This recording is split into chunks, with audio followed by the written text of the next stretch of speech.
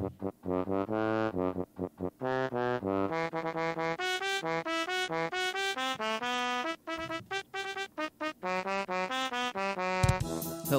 hi, and welcome back to the podcast that drinks and knows things. I am Luke, and this is our episode called Sonny Came Home with The Gift. We are recording on November 3rd, 2018, and this is Season 5, Episode 7, The Gift. As a reminder to all of our new watchers in the live chat, we are spoiler-free for our first-time watcher and others following along with us, so please stay spoiler-free in the chat. And a reminder to all of our hosts looking at Ben, no spoilers. I'm kidding. It's been a while. I'm kidding. It's been a long while. It's been a long while. But please listen to the Drinks and Nose podcast on Radio Public. It's free, easy to use, and helps listeners like you find and support shows like ours. When you listen to our show on Radio Public's Android or iOS app, everyone benefits. As always, I am not joined in studio by Glenn of House Dog today, but I do have Ben, a.k.a. Sly of House McLean, calling in. Good evening. Hey, what you drinking? I got my Modelo on reserve here, but I have some Blue Moon Winter Wheat Spiced Abbey Ale. Oh, It's actually spiced very, Abbey. very Hey. There you go. Speaking of spiced Abbey Ale, we've got Abby, a.k.a. Gertie of House Condescension. What's up? Hi, how you doing? I'm good. Doing all right? Thanks what for are you asking. drinking? Fantastic. I'm not Awesome. listening to anything you Sweet. say. I'm just answering common, Just keep the pleasantries decency, coming. politeness. Just get them all out there. Weather's great. Have you eaten lately? I'm actually looking at my bag of popcorn over there. I'm like, Lucas told me can't chew popcorn on live, so fine. I am drinking Duplin Black River Red. And no one's surprised. I think your blood is basically flowing with that at this point, right? It's you're just recycling your blood at this point. Yeah, I have a church song going through my head right now, but it's okay. In order to not hit any copyrights, we'll not sing it here. Get the whole Move chant along. going. But we do have a special guest joining us for this episode, Mr. Dawg Sidious. Welcome. How are you? Doing great, Luke. Thanks for having me tonight. Yeah, I'm fresh from the house of the dark side of the force here tonight, folks, to talk about episode 7 with everyone and have some fun with the chat here.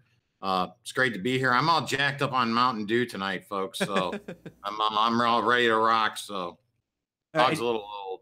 And you know we're doing Game of Thrones episode 7, not Star Wars episode 7. Just making clarifications. That's fine. That's absolutely fine with me. I'd rather talk about Dorne than that right now. All right, perfect. Well, we are super excited to have you, and welcome again.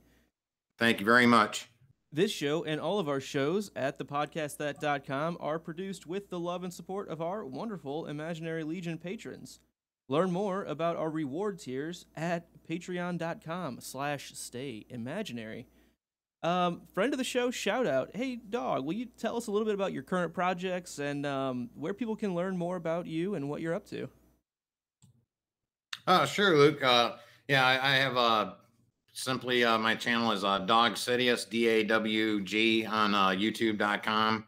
So I basically do a Star Wars and entertainment channel. I also splash in some Final Fantasy 14 gaming, Mass Effect, and very soon we're going to continue on with Red Dead Redemption 2 through the story mode. I just completed that maybe about a half an hour before we started streaming, folks. So Nice. Pretty excited to get back to streaming it and sharing that with everyone. So other things I do every Saturday night, I'm either on my own channel with my crew, Al Red Sox fan, Stratomatic Delaware, the original Grognard, and Comics with Bueller as well.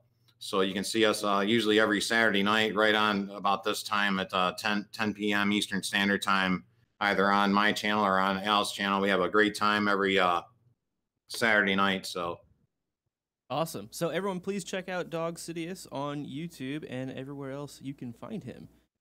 So let's talk about what we talked about last week. Abby, tell us what we talked about last week. Last week in Bravos, Arya got selected for lower middle management. Next, things were looking grim in V-Town when Jorah and Tyrion are captured. In King's Landing, Loras and Queen Marjorie are detained, and Tommen does nothing. In Dorne, Jaime's plans do not go as planned. And in Winterfell, Ramsay and Sansa got married. All Dun, right. dun, I remember those dun. things happening. Yep. Can confirm. All right. So, as we mentioned at the top of the show, this is season 5, episode 7 of The Game of Thrones. And this episode was 59 minutes. It aired on 5/24/2015. It was directed by Miguel Sapochnik, and it was written by David Benioff and D.B. Weiss. Episode description. Benj, take it away. Jon prepares for a conflict. Sansa tries to talk to Theon. Brienne waits for a sign. Stannis remains stubborn. Jaime attempts to reconnect with family. We'll revisit that at the end of the show. All right, it is now time for Quill and Tankard Pub Trivia. Everyone, hands on your keyboards. Who will judge the Tyrells' violations against the faith?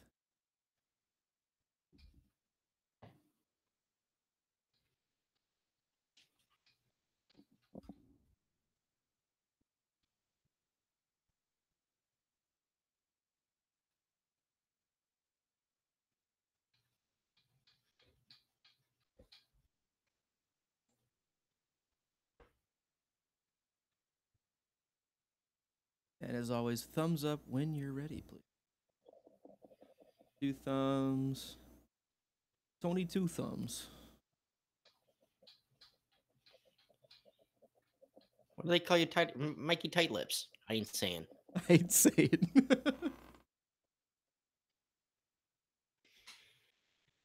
Abby, you got your answer yet? No. Okay, ready? We'll play that music. How do you know this? That's what I do. I drink and I know things. 3, 2, 1, hit enter, folks.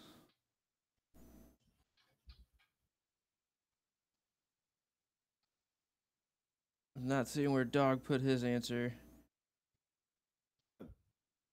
So I'll just let you say it. Dawg, what'd you have as your answer here? You know what? I put it in the answer here spot, but I had Judge Roy Bean. Judge Roy Bean. Oh, I see it over there now. Unfortunately, I don't think that's correct.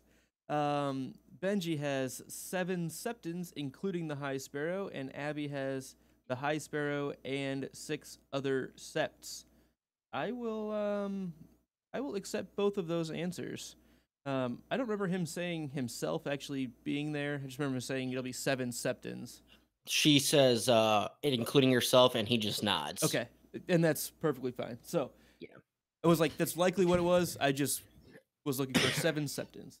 So, yeah, good job. I wasn't, like, my thing was, I'm like, is it septons or scepters? Because I always, I always think the women are the septons, and I'm like, shit, so I'm like, I can see you screwing me over on that. And Abby, you are muted. So your brilliance that you were just, those funny things, we just missed them. You missed them all. Sorry, your loss. But I didn't even know I could get that wrong. I didn't know there were scepters, septons. I was like, I hope this is close enough to sept. Luke will as a quick clarification for you, they are septons, are the kind of priests of the 7, and the septs, the sept itself is like the building itself. It'd be like the church building. Okay. So I'll allow septs in this answer. Yeah. This one time. I will not necessarily allow Judge Roy Bean, unfortunately.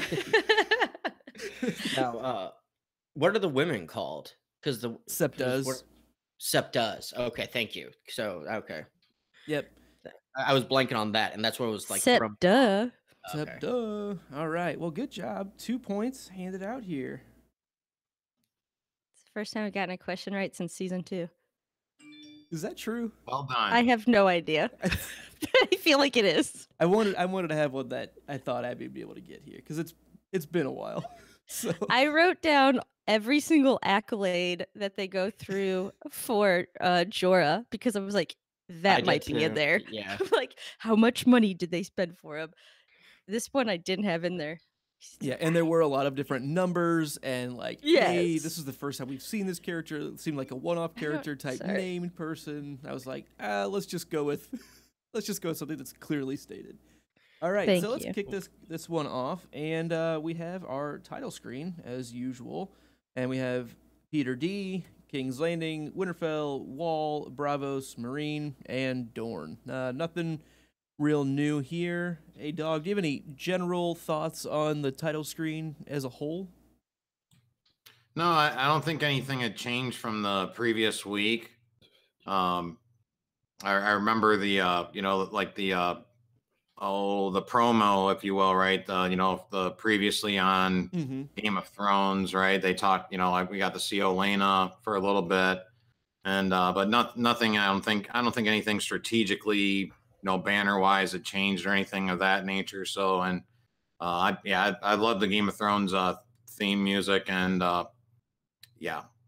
So, and in the beginning of this episode, also, you can really tell. I mean, it's just like I just love watching these episodes because of things, because of sound and music and things of that nature too.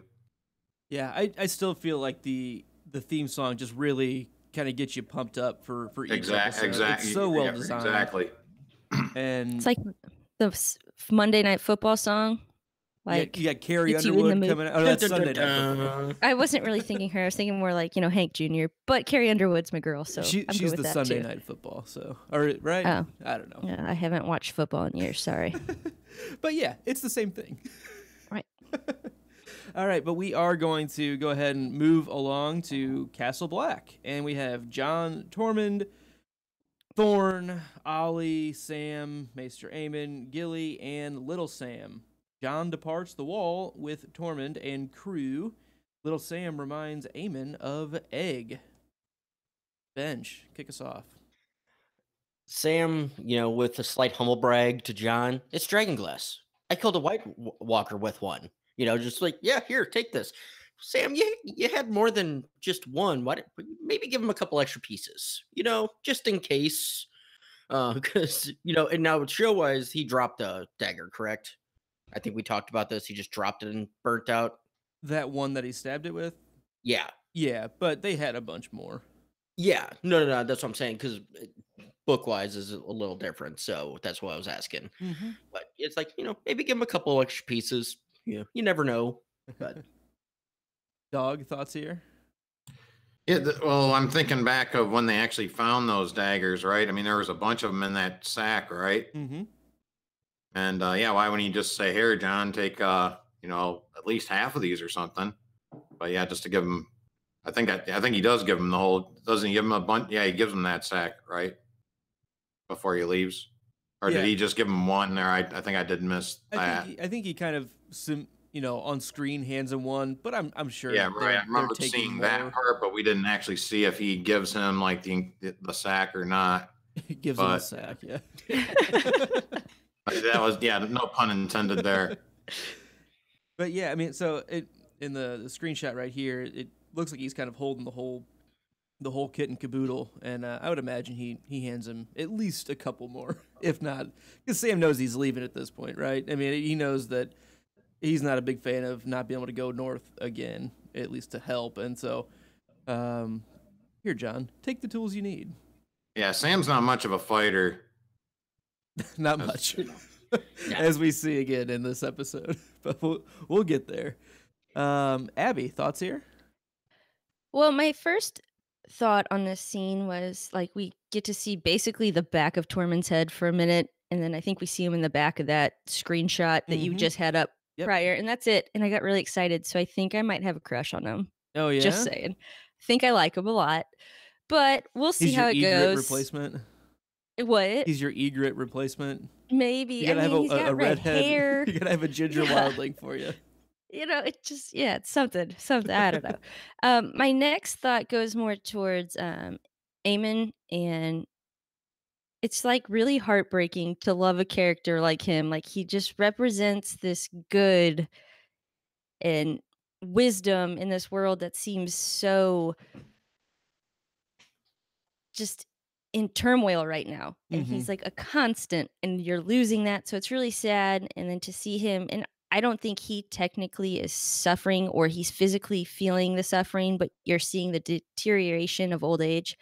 And he says, like, calls him Egg, or maybe at this point is just referring to the fact that he sounded like him, or Egg used to laugh like that. I remember him. And he says, he was a jolly little fellow. Speaking of his brother, who turned into the Mad King. No, No? different. His That son. was Ares, Mad King Ares. I'm Yeah. so confused. Aegon the Aegon Unlikely. Son. Shit.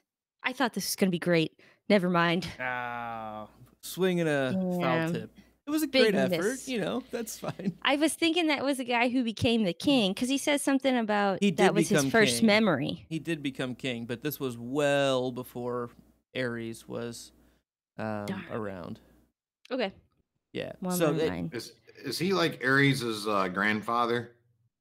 I think that's true because Ares' father, I believe, was Jaehaerys II, and I believe Jaehaerys' II father was Aegon the Unlikely. I would have to look back, but I think you're probably at least close enough. It's in that generational difference there type area. So, but we know that this is one of the oldest people in Westeros, and kind of like Abby was saying, it's hard to love a character that is likely not far off from the grave, and like the wit and wisdom and humbleness and everything that he has provided. Not only Jon Snow, not only Sam Tarly, but all of the Lords Commander of the Night's Watch for how many years? Because we know he's been here for a long fucking time, and it's something that you just can't easily replace at the Wall either, because one, nobody wants to go there, and two, there's only one Aemon Targaryen. Yeah, like my other thought with this was, I feel like this is the end or of the characters we were introduced to at the beginning of the good. Now we still have some left, but we've lost Ned, we've lost Robb, we've lost King Robert, we've lost Maester Aemon now. It's just like all these people that were good, and you felt like the world was right because you had these decent or wise people or people who were fighting for the right side alive. And I feel at this point, I'm like, okay, so we got Jon Snow left. Cool. There's Sansa. All right. Neat. But maybe Jorah and Tyrion. Okay. And then I'm kind of like, oh, that's it. Against death and who knows what coming up from, the dead and King's Landing and all the corruption. It's just like, how do these few people that I feel like are trying to make the right choices going to succeed this battle? Right. So this actually reminds me a bit of something we were talking about before we actually started the stream live. We talked a little bit about Dumbledore. We talked a little bit about old Ben Kenobi. So this is kind of one of the last take the mentor away, right? I mean, this is because we have, as you just went through your list, we cut out a lot of mentor figures over time. We've cut out Ned. We've cut out Catelyn. We've cut out Tywin. We've cut out Aemon, Old Bear. I mean, all of the Corn Halfhand. I mean, all of these people that have been mentor figures. I mean, Barristan the Bold just a couple episodes ago. I mean, it's all of these different characters who are now kind of in charge of, I don't know, picking up the pieces, because it seems like there are a lot of things that are just in shambles, and we don't have our strong leaders who were mentoring our heroes, our protagonists. We're taking another one away. So it's narratively exactly what stories do, and I think you picking up on that was really, really well done. Thank you. Nice job, Ab. This is why we keep you here. And thank you, Phil. It was Egg Jaehaerys Ares. Cool. Awesome. The thing that jumped out to me here was whenever Jon walks up to Alliser and he's like, "First Ranger, you have the wall." And that Alliser's just like, "I think you're a piece of shit and I hate you and this is a dumb idea." And Jon's just like, "As always, thank you for your honesty." I just love it. Because, he is listening to him. He knows that Alistair has valid points, but also going off of Alistair's encouragement and tutoring that Jon got from him after the battle or before the Battle of the Wall, he's kind of like, you have to make a decision and go with it. You can't flip flop. You can't waffle on these things, and that's what I'm doing. I know you disagree with it entirely, but that's what we have. So in your head, hope I don't come back, I guess. But good scene on. I think a lot of good quick character interactions here. Kind of the classic muster all of your people, and we're getting out of Dodge. Yeah. Final thoughts on these. I had one on the senior mentioning there with Alistair, because it kind of parallels the episode Watchers on the Wall, right? I believe that's the name of the episode there, season 4, episode 9, right? So like when Alistair's like, hey, Jon, you were right about, we should have blocked off the tunnel, if you will, right? Or filled the tunnel up.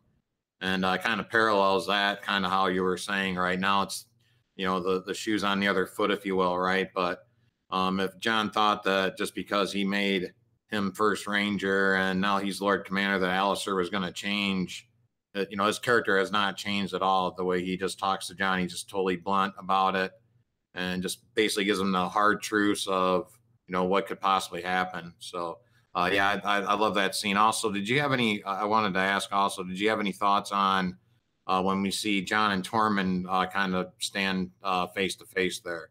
Did you get any feelings or anything off of that? Dude's a beast. Abby got some feelings, is what we're like, hearing. Just I mean, it definitely kind of seems like there's a mutual respect there between those two.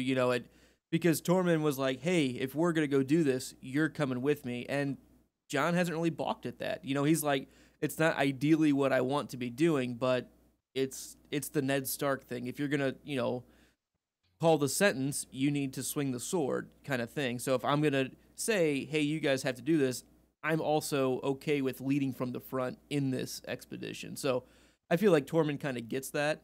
And it just kind of mutual respect a bit. Yeah. Alrighty. So let's head to our second scene at the wall, and we have Sam, Aemon, Gilly, and Little Sam. And now Aemon's watch has ended. This is kind of what it seemed like everything was gearing towards. It's he has, I don't know. Great character. It again narratively makes sense that you kind of have to take this fount of wisdom out so that the heroes can be heroes and struggle through it. And yeah, kind of when he's going through his last words and he's just still remembering Egg and all of that, he's had a long life and a lot to reflect back on, and it's almost like it's too much. Like he just can't stay in the present at all. Abby, what are your thoughts here?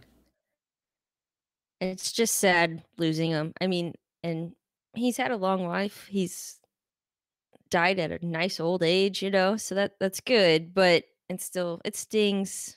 It was coming. I think we knew it. That's about it. I did think it was interesting that sorry, I want to make sure I'm not stealing, but I'm just going to steal your idea if you already said this in your notes. Like one of the last things we hear him say is about getting baby Sam out of there. Like a warning. Mm-hmm. For that to be like your dying last final sentence, or even just within the hour or something. I mean, that's pretty stark. Targaryen? I don't know. Starkgarian.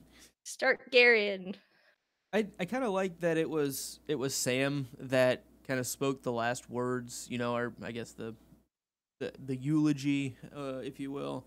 And he said, he was the blood of the dragon, but now his fire has gone out, and now his watch has ended. I thought that was quite poetic, Sam. Nice job. Good dude. All right, thoughts, Dawg? Yeah, I can't think of one scene that we had with, and forgive me, folks, I forgot the actor's name that played Maester Aemon, right? But I can't think of one scene uh, that wasn't good or great, if you will, right? I think the actor's absolutely fantastic in all his scenes, and the last line he had was really touching there. Hey Egg, Egg, I had a dream that I was old. And I don't think a lot, I can't remember a lot of, I don't think a lot of Game of Thrones fans will forget that line.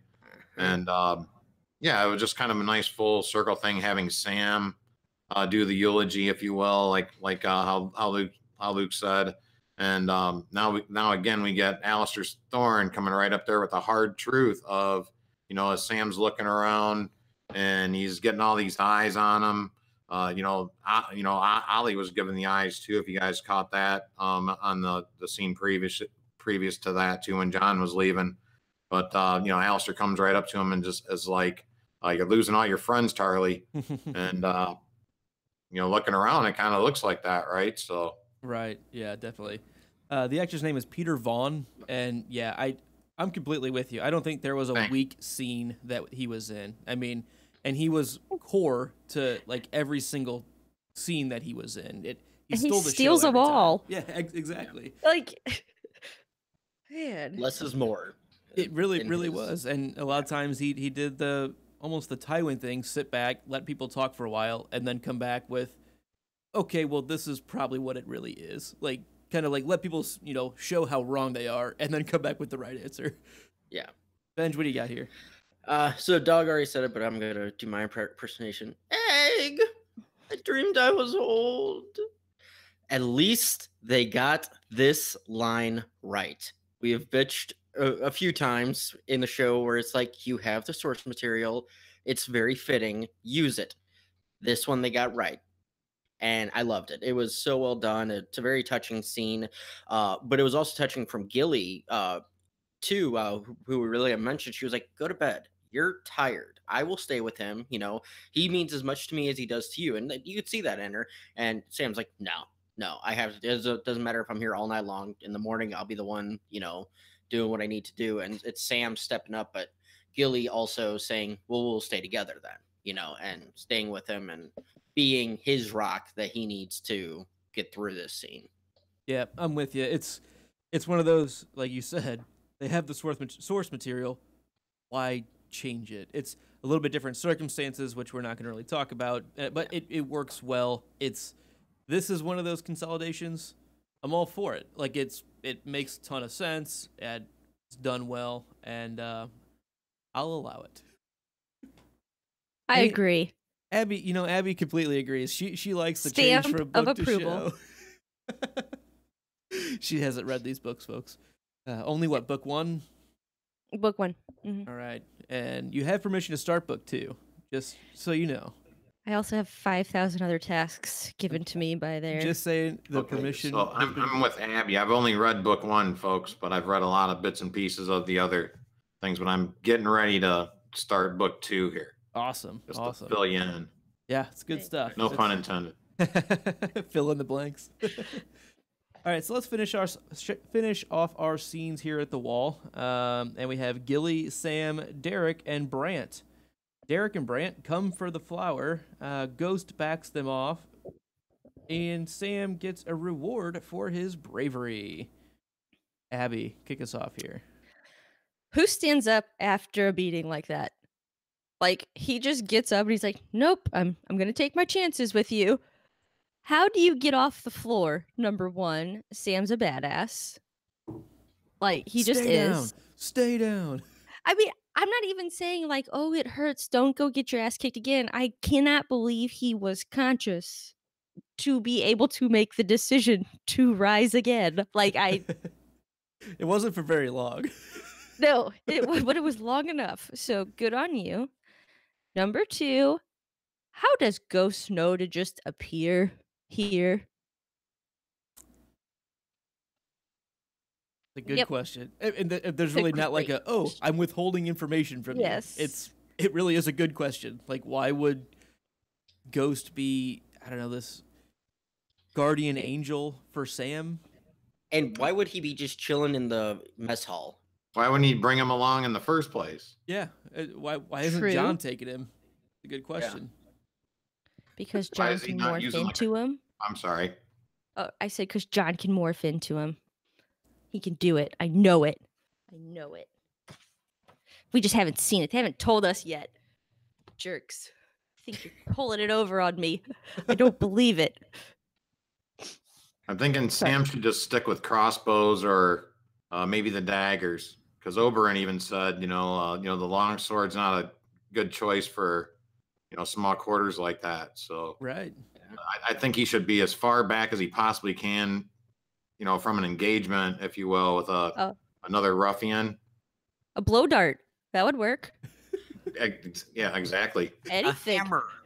It worked once. Knife. A hammer worked once for him. Frying pan. Engage. Basically, stick to one-handed weapons indoors, folks. One-handed weapons. Be Small- like small Rapunzel. arms. Use a frying pan. Sorry. Have you watched that movie? Yeah. Hilarious. My thought here on Sam is he's an idiot. But he's a lovable idiot, right? I mean, it's just kind of like you're kind of out of your element, bud. I mean, it ends up working out, but if Ghost didn't show up, it's not gonna work out very well for you. These seem to be pretty hardened criminals. These are probably the type of men that got sent to the wall as the quote unquote scum of the country kind of stuff. Pulled from the dungeon somewhere for probably being rapers, and I don't know. It just like Sam, good on you, but maybe I was gonna say get Gren or Pip to join you, but that's not really an option, is it? Like Thorne said, he's out of friends. He's got Ghosts and Gilly. So I have two notes on this scene. The first one is during that part of it where after he gets his ass handed to him the first time, he stands back up and he's like, I killed a White Walker. And I killed a fucking Thenn. You think Derek and Brant mean you? I'll take my chances with you. I'll take my chances with you. And so that was like a badass scene. Then of course, Deus Ex Machina Ghost comes strolling in, and it's like, okay, they scamper. But I'm going to the second half of the scene too with Gilly and him in the room, and you get, oh my, really, Sam? Since episode 3 of season 1, this is all you've talked about. This is all you wanted. A little bit more enthusiasm wouldn't kill you. I know you're hurting, but maybe a little bit more into it, more than oh my. Oh, very proper English porn going on right there. Oh my. Oh my. Oh, Hey, Paula. he lasted longer than Tommen. I mean, Did give he? him props. I mean, Come on. I don't know. That could have been it. Like that might have been it. Oh my could have been. All right, my. that does change the context of their proper English porn, I guess. Oh, they're just that's queuing funny. up. By golly. Dog, thoughts here? Oh man. See, we talked about the fight a little bit there, and the after effects were because like I said, I've only I've read the first book, of course, and I've watched like all these episodes probably like 150 times over, right? And this is one of those scenes that like sometimes I just got to kind of fast forward through it, or I might look at the wall or something, right? Just wasn't feeling like the Romeo and Juliet passion here or anything like that. It wasn't like that wasn't like bleeding off the scenes or anything like that. I wasn't feeling Emmy award-winning show right now at this point from that particular scene. But I mean, it was all in good fun, I guess. But a little less passion than Ramsay and Miranda, huh? But do you think she's maybe gonna have another little Sam? Potentially. That's a good question. Abby, think on that for your speculations and spoilers. I mean, I feel like shows conveniently you see them have sex one time and then all of a sudden they're pregnant, and it kind of doesn't happen like that in the real world. But yeah, you're probably Sometimes it right. does. We're probably, you're right. You're right. There's two sides to this coin. It's a big long spectrum. It's a flip of the coin every time. Yeah, this is Sometimes. true, folks. Let's not take this lightly. If you need to research how to keep yourself sexually healthy, go to MTV and watch their commercials, and they'll let you know. MTV, your number one source for teenage Teen sexual preventable. health. But sorry, they're commercials. That's all I was thinking about. Oh, any final thoughts here with Gilly? I thought Ghost looked awesome. And this screenshot here that you got of it, Benj, he looks badass. Yeah, we could have got to see him eat somebody or something, though. You know, at least one of them. You know, have a little more, drama to this, I guess, or intensity, I guess. Or at least maybe he bites his hand off or something, or something. Get a little Scooby snack, anything. He just kind of came out there and was like, "Hey guys, don't forget I'm still here. I'm still on the show." Hey, they had budget. They just blew their entire season 5 budget on me. Right? They had budget for me. Or at least, whenever Sam's laid on the ground like this, like come up and lick the blood off of him. Like at least help him out a bit. Are the direwolves CGI? Like completely? I think they model wolves around, but it's early on it's they were all just Andy Serkis's the wolf. I made that up. I know who that is. I was like, I feel like this is one cool fun fact. Sansa, Sophie Turner adopted her direwolf, and like the pup. The pup, the lady, like the one that got beheaded, quote unquote. So she adopted a headless dog. A CGI'd headless dog. That's pretty fucked up, Sophie. Pretty fucked up. It reminds me of Dumb and Dumber. You gave my headless bird to a blind kid. Pretty bird. All right, let's move along. We'll take a Ghost Jojen train down to Winterfell, where we have Reek, Sansa, Ramsay, and Brienne off in the distance. Benj, why don't you kick us off here? You want to give the description? I will. The scene? Sansa begs Theon for help. Reek returns to his master. Brienne waits for a sign. Reek. It rhymes with weak. I mean, it's one of those. There was no. I mean, yes, she tried to play up the mentality of, hey, I'm you're Theon Greyjoy, you're Balon Greyjoy, surviving sword, Lord of Pike Island, Lord of the Iron Islands, and you can see him like, yeah, I am. Nope. Hi, Ramsay. Hi, Master. Here you go. Just it's like it was a valiant effort on her part, but yeah, she should have known. I mean, it was a long shot. Dog.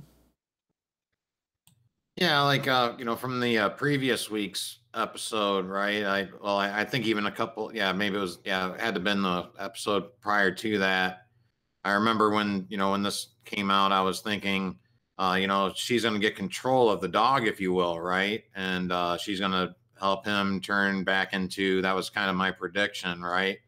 And so I had predicted that she was going to get him to do the candle thing. That was my call, if you will, right? But then, he goes up there and then opens the door, and it's Ramsay sitting there, and I was like, man, Theon, I just hate you right now.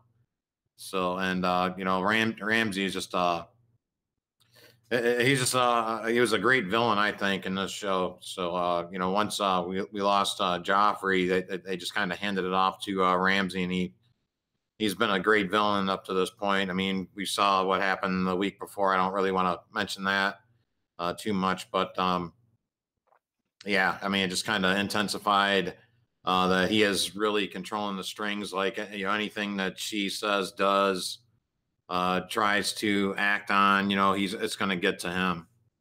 And then we just have Brienne just sitting off in there, just waiting for, the smoke signal, if you will. Right. Yeah, I think you're definitely right with Theon is so broken that even what Sansa's trying to kind of pull here to try to pull him back, it's just not enough, and I don't know if it can be enough. Abby, thoughts on this scene? Mine go right into that point of everything. Is it makes me, I'm not like, oh, fuck you again, Theon, like for giving somebody up. I understand his fear and the trauma that he's dealing with, and really more of his reasoning why he would give this like smaller, I guess, betrayal against Sansa than I feel like his to Rob was.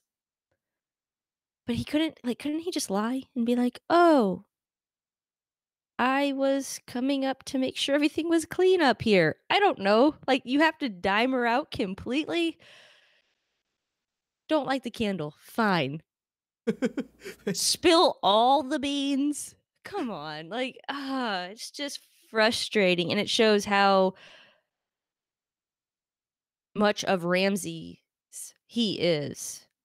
Uh, I hope at some point we'll turn some type of corner. Something will happen that will jar Theon. But I mean, he is so gone that it just worries me what has to happen for him to get angry enough or resist enough to be turned into Theon.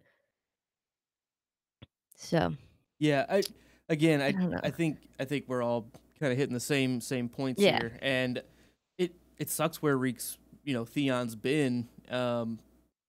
He's that broken. It's also you can still kind of be a little frustrated with him because Yes. we've seen what he's gone through, but we also have seen him have flickers of being Theon again. I mean, he's been instructed to do so at times, and he's been able to do it. So it's almost like, okay, well, just act like it and like let the acting become who you are again. But he knows that that's not really an option.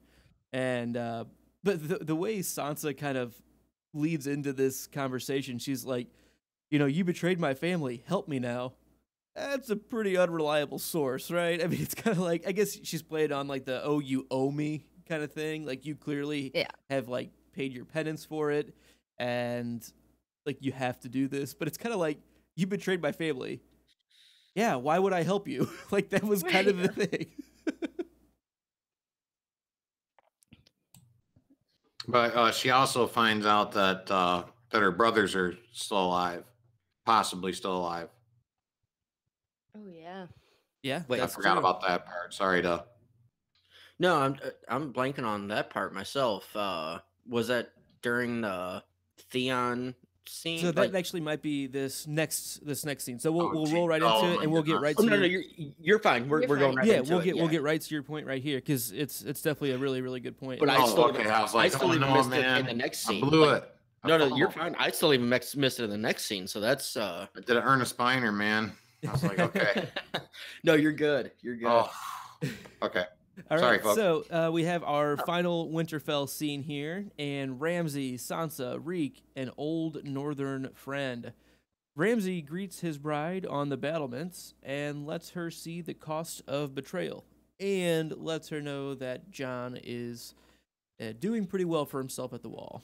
So, Dawg, go ahead and take it away with that. Yeah, so so basically she doesn't know anything about what Reek had done, if you will, right?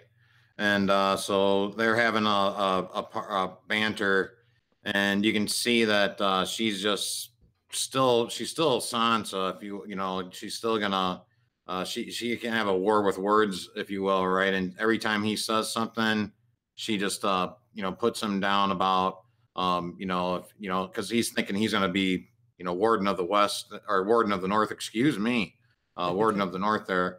And she's like, you know what, we just found out your stepmother is pregnant, right? And if it's a boy, people are still going to remember that you're a bastard, whether some other bastard king said that you're not a bastard or not. The people are gonna go with the trueborn, if you will, right? And so he's just getting more upset, and then every time he just throws something out, she just kind of spits it back in his face and just kind of brings him back down to. And I think at the same moment, because she's been beaten down so much, she was still remembering she is true blood Stark of, she's nobility, if you will, right? And still trying to still have some dignity, if you will. So I hope I didn't go too far into that. No, Wow, it's perfect. I love the same things that you picked up. Whenever she's talking about, your stepmom is, pregnant, and what if it's a boy? Then that'll be the heir. And he's like, well, I've been, appointed, my bastardhood has bban naturalized, has been gone through. And she's like, oh yeah, by a Tommen who's also a bastard. Like what, bitch? I love how she's always got that on him. And she had that 2 episodes ago at that the Family Matters House of Bolton dinner scene. And it's just, I love when she gets the chance to do that. And yeah, she doesn't, I think, end up with the upper hand at the end of the scene with some of the information that she didn't know about, and clearly she's been sold out, and he kind of puts the fear in her a bit and kind of says, hey, you may think you have friends, but hey, I found out about them, and that's not going to work for you. But whenever she's kind of walking, and he kind of like walks away, and she's supposed to follow him, she arms herself. She picks up some kind of awl or like some kind of small sharp tool. I thought it was a corkscrew, honestly. I thought it was too. I was ready for her to bring out the vino. Right. I have a picture of that. Okay. If you go back a couple, there should be in there. Okay. I was headed up to Winterfell. She was getting it's ready for me and Duplin. Right. Yeah. So it's I think it's a small woodworking tool or a corkscrew, yeah. So an awl, which it's basically a small pointed tool used for piercing holes. So I think it could be some kind of screwing, hole creating thing, or a corkscrew. Either way, she picks this up, and it just reminded me of like the opportunity she had to push Joffrey off the battlements when he was showing her Ned's head. It's like, just do it. Like, you're just gonna be so much better off if you just kill the monster, kill the beast. Yeah, see, with that, I kind of thought she was just channeling Cersei.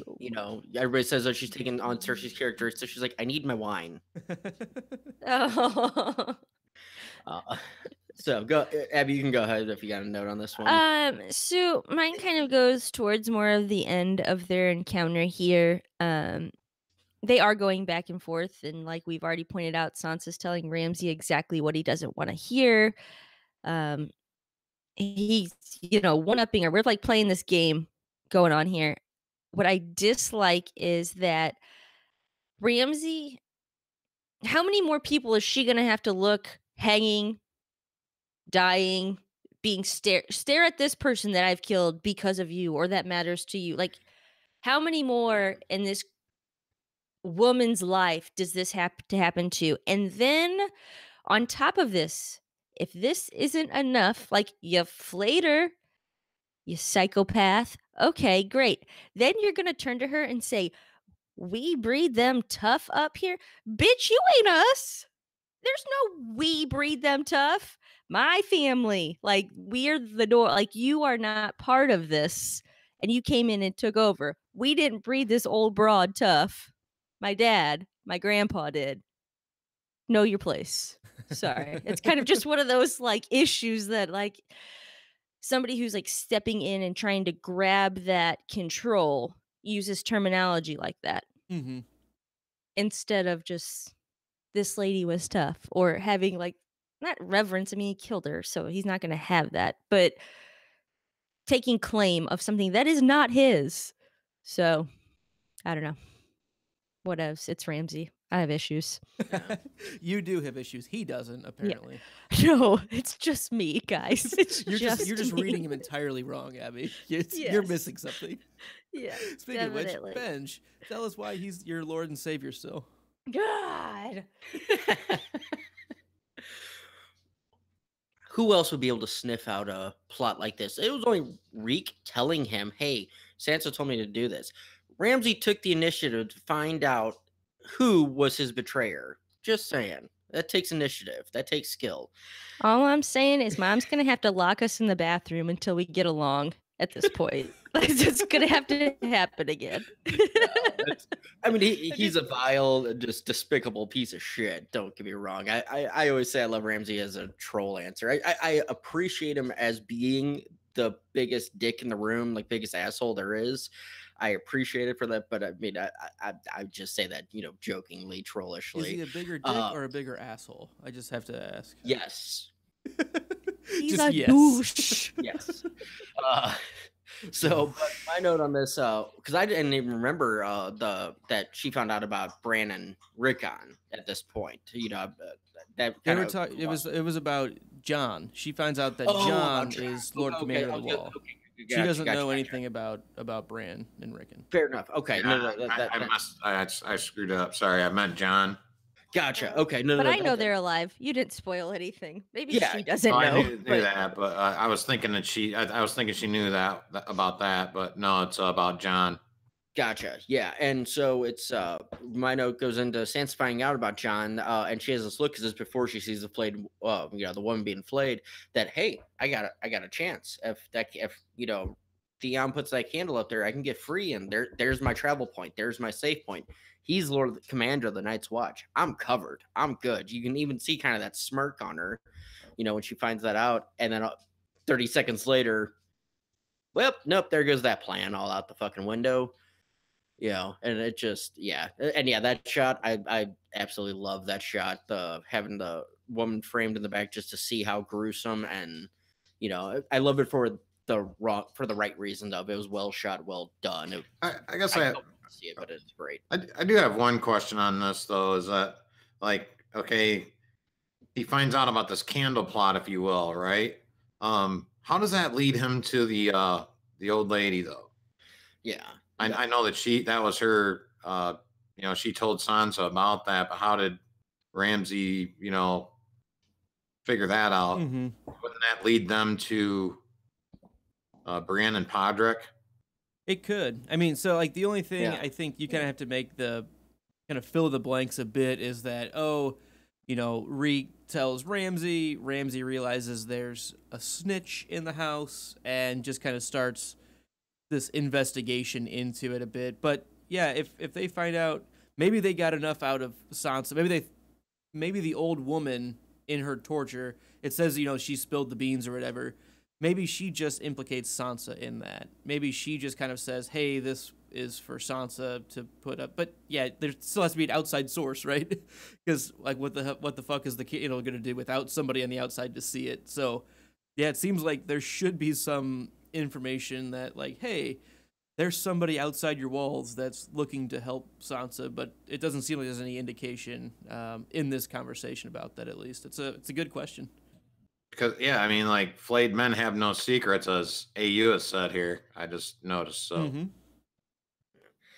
And Luke, really quick, we had a question from the chat. What's everybody in the panel drinking? I already gave my answer. We didn't get your answer at the beginning of the show. Yeah, Sobertober has ended gracefully, and I am on root beer with white rum and spiced rum mixed in. Nice. With All the right. rest of the white rum ready to go for more. Yeah. So, And of course, in the chat, I spelled wine, WHINE. Goddamn. Don't you hate that? I hate when I do things like that. Damn it. and I believe Dawg Sidious was chilling on the Mountain Dew. Yeah, I'm all jacked up on Mountain Dew, baby. He's gonna come at us like a spider monkey. And as you guessed it, Abby is on Duplin, Black River Red. Yep. If I was in St. Louis, I would drink St. James. Yeah, and the bottle that you left here, it's gone. That was last night. Well, okay. You're welcome. That was me celebrating the end of Sobertober. So, That's good. well, any final thoughts at Winterfell? A couple really, really good scenes, I thought. Good character stuff. A lot of information, talky type stuff. All right, so we're going to take a quick promo break for our Amazon associates. Check out thepodcastthat.com/support us. And go to Microfinger's Flea Bottom Emporium. I will drop the link here in the chat. And there's a lot of really, really neat things in there. I didn't pull one up specifically, but I know there are like cutting boards that are Targaryen themed. There are Funko Pops, all sorts of really cool stuff. Anything you buy from there, these were items curated by us a little while ago. We add to it periodically as well. Check it out. anything you buy there, we get a small little, kickback from Amazon, which is really, really cool. And we appreciate any way you help support us here at thepodcastthat.com. All right, we ready to continue on? Ready. We are on the King's Road, and we have Davos, Stannis, and Mel. And Davos and Stannis talk strategy, while Mel proposes another way. Dawg, why don't you kick us off here? So, all of our fears, I think, in this, that we, I think from, I want to say in season 3, perhaps, when we saw Stannis' wife, Queen, I forgot her name already, but when she had her looking in the flames, if you will, right? And we were kind of foreshadowing, what could possibly happen to Shireen, right? And what Melisandre was thinking, and then that all comes to fruition in this scene. We find out what the actual plot is, and I at this point I was absolutely just sick and just empty in my, empty. I just felt empty inside after hearing all of this, what the plot was. So hopefully things work out here.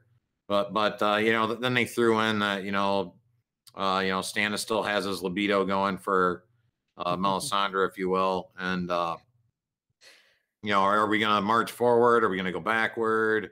Then the sellswords, they left also. So things are looking a little rough in the camp there. So Davos is kind of sent away, and then it seems like the plot is brewing inside there about young Shireen. So. Right. Yeah, it's kind of like Stannis' he feels like his back is against the wall. If we wait any longer, we're going to get snowed in, and we already have people leaving, and we can't pay to keep anyone with us. Like, we're going to have to do this now or don't do it. Benj? Yeah. Well, first of all, this was the scene I thought you were going to pick your trivia question from. Stormcrows rode off with 500 men. 500 men. Yeah. I have that note thinking, okay, that could be a good one. My top one up there. So just put it there. But my note to this scene is Stannis is so unwilling to bend, as we've pointed out. He's iron. He's going to break before he bends and heads back. Yet all he really has eyes for is that sweet red ass. I could not stand that part. The rest of the scene was good. Davos and Stannis, good. Mel as Stannis, okay, because of the way she was not playing him, but the way she was guiding him and telling him all this, fine. But get off get off it. It's just, it's one like Luke was talking about. It's just for, I don't know why. It's just something to add to the show that I personally don't feel is needed for Stannis' character. But so that just annoyed the shit out of me. But it was interesting the way Davos was like, we need to just head back. We need to, you're being an idiot about this. And he just won't bend. He will not, kowtow. And it's 2 inches of snow. You're kind of freaking out right now over, not much. I know winter is coming and it's, going to be bad, but it's only 2 inches of snow. You can deal with that for now. Yeah, I really don't want to add anything on top of what you already said, because, yeah, the Stannis, and even Dawg mentioned it, his libido is still hot and heavy for Mel. It's just kind of like, it just undercuts him a bit. There's more to it. I mean, I don't know. It's cheap, it's easy. I'm not impressed by the writers continually coming back to this. I mean, she's a fucking stone cold fox, right? I mean, that's fine. Like, I'm okay with that. I just don't see Stannis falling for that. Like, for that reason alone, it just doesn't. It's the same thing with the tripod thing. It's just it's gratuitous. Hey, let's add sex in because it's the show about tits and dragons. That's sometimes what they get. Add to the caption in the beginning of the show, right? Game of Thrones, tits and dragons. Abby, what are your thoughts? Think of? Oh, go ahead, Dawg. Go ahead. Pardon me. What did you think of his reaction when she, mentions, when she infers about Shireen, who has the king's blood, if you will? I like how he's like, you're out of your goddamn mind. Like, I just love how he's just blatant about, yeah, that's not gonna happen. Yeah. Like, No. Abby, what do you He'd think rather about cut off that? his own arm. I've been saying that I've been really worried for Shireen for episodes now. I'm really worried for Shireen. I still no, I'm not on mute, but that's okay. You guys were so quiet. We were enraptured Really, by your thoughts. I would really appreciate the attentiveness I'm being shown right now. A pluses. You're all on blue today. So, what this scene reminds me of is, I'm sorry, I'll probably be wrong, season, whatever. But we're going back to like Rob Catlin. He's pulling the desperation. And back then I was like, it's just desperate moves. If you're winning, you don't make desperate moves. If you are going to win, you don't make desperate calls. And this is Stannis's desperate call. This is his Hail Mary. This is we are all in or we're going to lose. And that's not how you win. It's like pulling your goalie for the opening face-off. It's like, what? Yeah, like, come on, like, just why? let's hold off a bit. And there are a few people that I feel like, and it's not always been on like the Stark side or whatever, because I've always been a Tywin supporter. When Tywin says do something, do it. If you're trying to, like, if you're on Team Tywin, you're on that side, do that. If you're on Team Stannis and Davos says to do something, do that. You're not doing that. Like, this is nothing is working out the way it should be. This is ridiculous. In fairness, just saying, put it out there. He did do what Stannis told him at Blackwater, and it didn't work out. What Davos told him to do? Yeah. Stannis did what Davos told him, and it didn't work out for him. So I'm just saying, you win some, you lose some. Yeah, Tywin probably's lost every now and then. He was beaten by the wolf, but He was Davos beaten by isn't Tyrion. desperate. Yeah, I do have a question for you though, Ab. Yeah. Do you think Mel's visions are accurate? Do you remember what she says? Go ahead, Benji, read it off if you got it. So I don't have it written up, but I have it like paraphrased. I have in here a great battle in the snow. I'm questioning Mel and her certainty of what she's seeing. A flayed man with banners lowered is like the gist in my little. And she says that I've seen myself walk the walls of Winterfell. Yeah. But does she see in this specific vision that Stannis is the one who takes it? That it's this? Did she look at the calendar date? Did she get a newspaper that had this timestamp on it? It's just so vague. It's a montage that opens up from the newspaper article. I mean, if you're gonna ransom something, you're gonna say like put your newspaper in there. No, like it's vague. So she says that she saw herself walking across the battlements, or did she say she saw Stannis? She said she saw herself. Is that correct? Yep, she saw. Yeah, I saw myself walking atop the battlements of Winterfell as the banners of the flayed man come to the ground. So Abby, you're correct. She doesn't specifically say anything about Stannis in those, but yeah, I mean, I think it's in her head. It's fairly safe to infer that if she's there, I mean, where would Stannis be? Like that's like how would she be there without him, kind of thing. I just think that it's so open-ended for a reason. Like, it leads me to believe all these things. We have faith. I believe in the Lord of Light, blah, blah, blah. But at the end of the day, that wasn't really the plan we had laid out for you, blind sheep. Sorry. Like, I feel like I'm being set up to be completely shocked. And if I wasn't going through writing notes over, watching the show for 3 hours, stopping and watching it on, I would be surprised. Watch me be completely wrong. It'll be another Littlefinger moment, but that's okay. Wait, who's Littlefinger? Yeah, I wasn't laughing at you. You mean Sorry, the chat. Chris just made me laugh. That's right. You can laugh at me. I'm funny looking. Another thing that Melisandre brings up here is kind of right along with these items we've talked about is you must become king before the long night comes. And so she's feeding this information to him as well, which is, again, directly in opposition to what Davos is saying. He's saying, we need to wait it out and actually kind of get our strength to where it needs to be. And she's like, no, I mean, shit's coming. We know shit's coming. Like, since the opening scene of episode 1, like, there is some real threat. Yes. It's taking its time. They're walking very, very slowly, it seems, but we know there's a real threat that it seems like Melisandre knows about as well. It seems to kind of go hand in hand. So if winter truly does come, this could be easy. It seems like all signs are pointing to, yes, this is potentially a long night situation, which is a lot more dire, a more stark type situation for everyone to live through.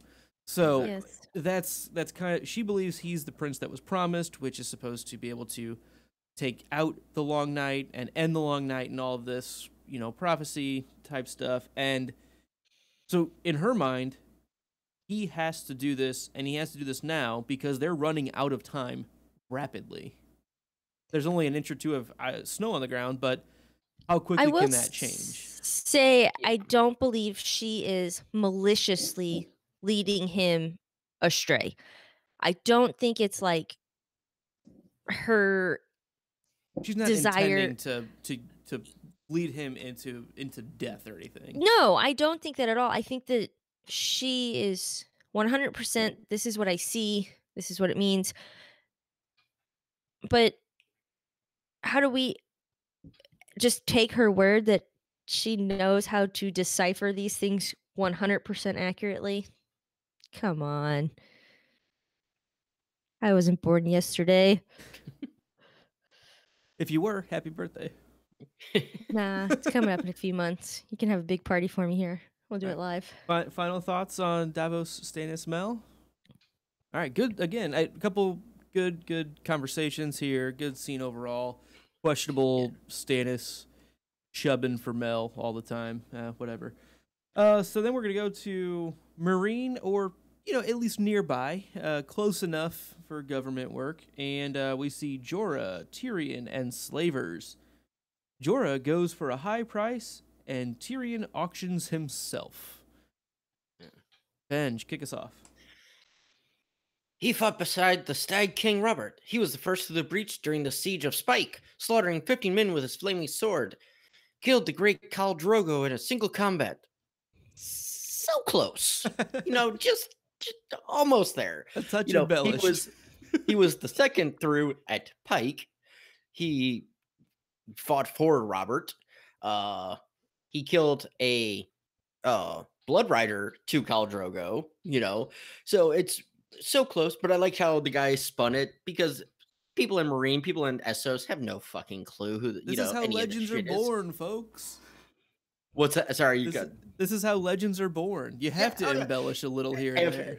This is how songs are sung about you. Exactly. If the legend outweighs the truth, print the legend. Right. I know I've said that before. Yeah, that's very true. And I love that scene, that actor. I want to say, do you have did I get a close up of that guy? Because I didn't pay attention to it. But I think he's the same actor from from Oz.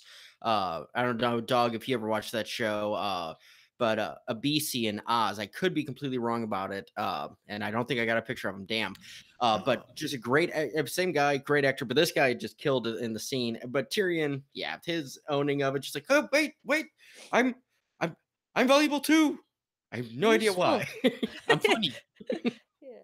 Yeah, the actor is somebody. I can't remember who it is, but he's definitely been in quite a few other things. So potentially it is. I'm pretty sure. While you guys are talking, I'll look it up. Okay, yeah, because I'll know who I'm looking for. Yeah, but I just know that I've heard in other podcasts that have recapped this. It was like, hey, there's what's his name, and you said Abisi. Like, that sounds familiar. So like, it potentially is. At Abisi. Yeah. Gotcha. Dawg, what are your thoughts here on this scene?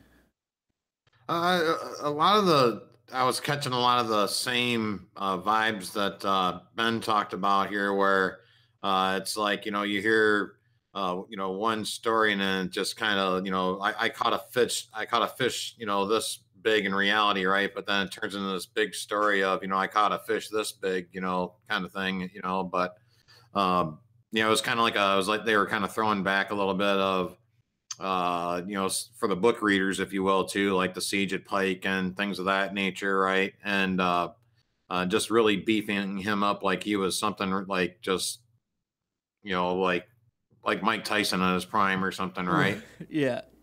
But I thought the actor did a great job of just giving you the vibe of how he just looks pretty much broken down. Like he's just like, he probably, he was a great fighter at one time, right? He's just older now, right? He has beaten a Blood Rider in single combat, right? But now he's standing at the auction block doing, now the shoe's on the other foot, if you will, right? He's and he's absolutely, you can just see in his face that he's just like kind of beaten down, broken a little bit.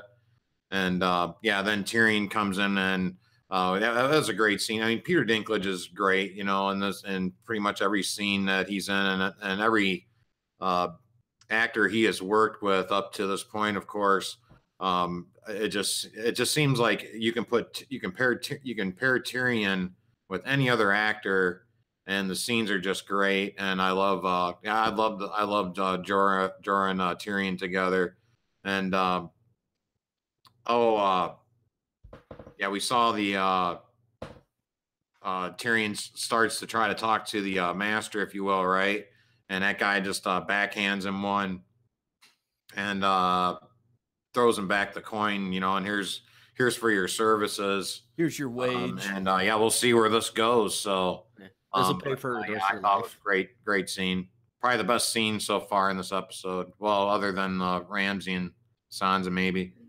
Yeah. So Luke, really quick, Adewale Akinyele Abaja, and I know I annihilated that name, and I apologize, but that is the same actor I was thinking of from Oz and everything, and fantastic job on a quick 2-episode off character. That.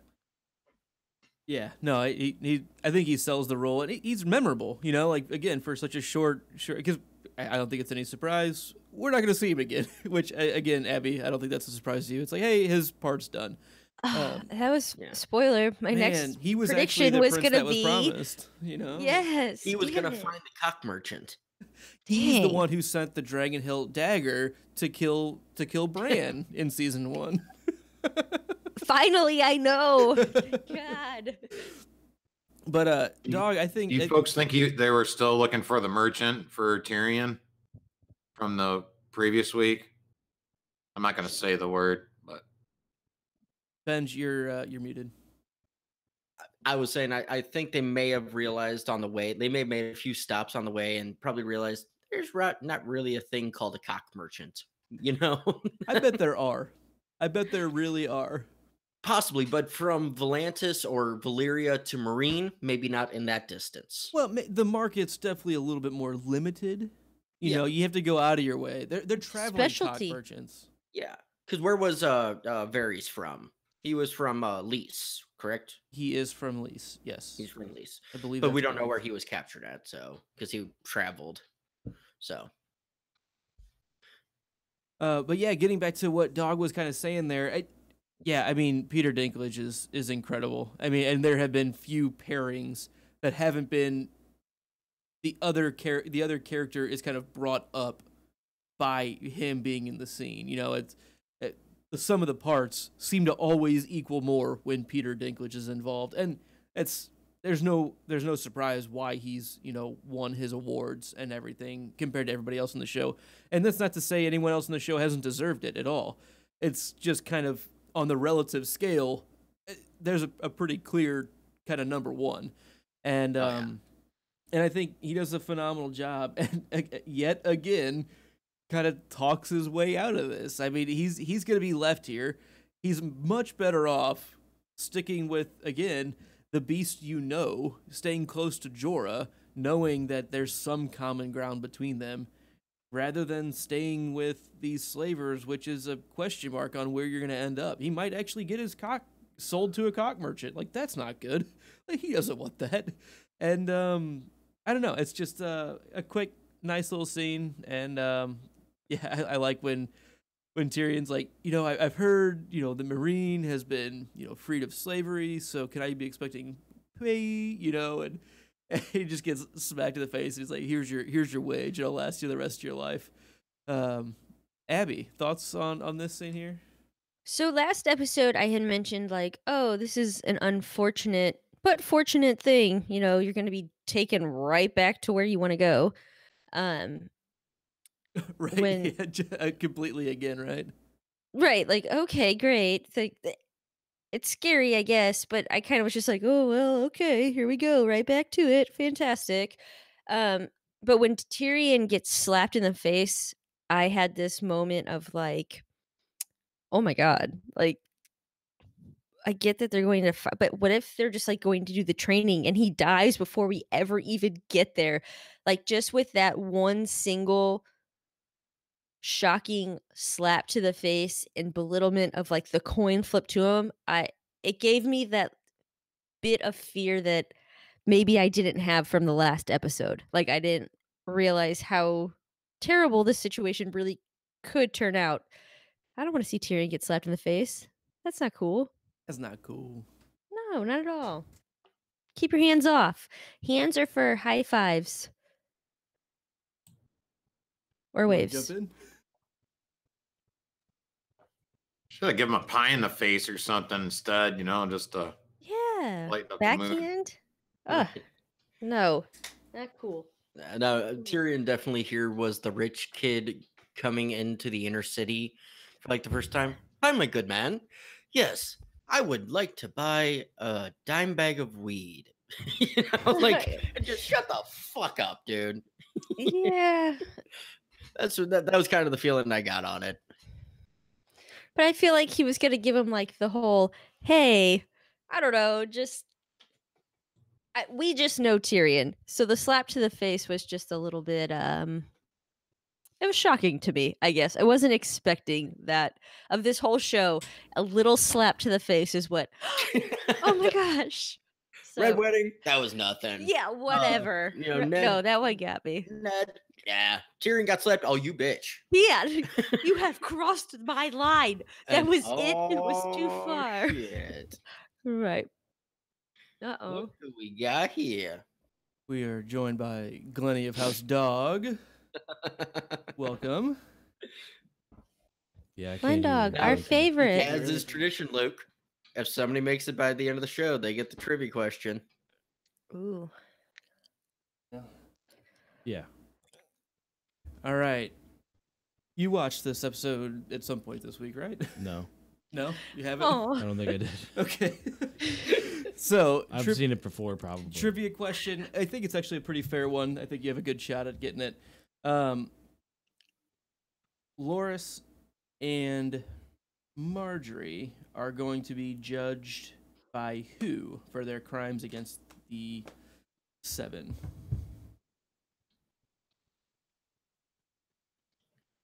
Say that again. So the Tyrell Chitlins, who will judge the Tyrell's violations against the faith? High Sparrow. He's one of them. It's 7 Septons, including the High Sparrow. So kind of a. I gotta give me the point. That counts. If it fits, it ships. So as you can tell, Glenn's just getting up to speed with where we're at. We've got Tyrion and Jorah just getting sold to the slaver outside of Marine. Any thoughts on that scene?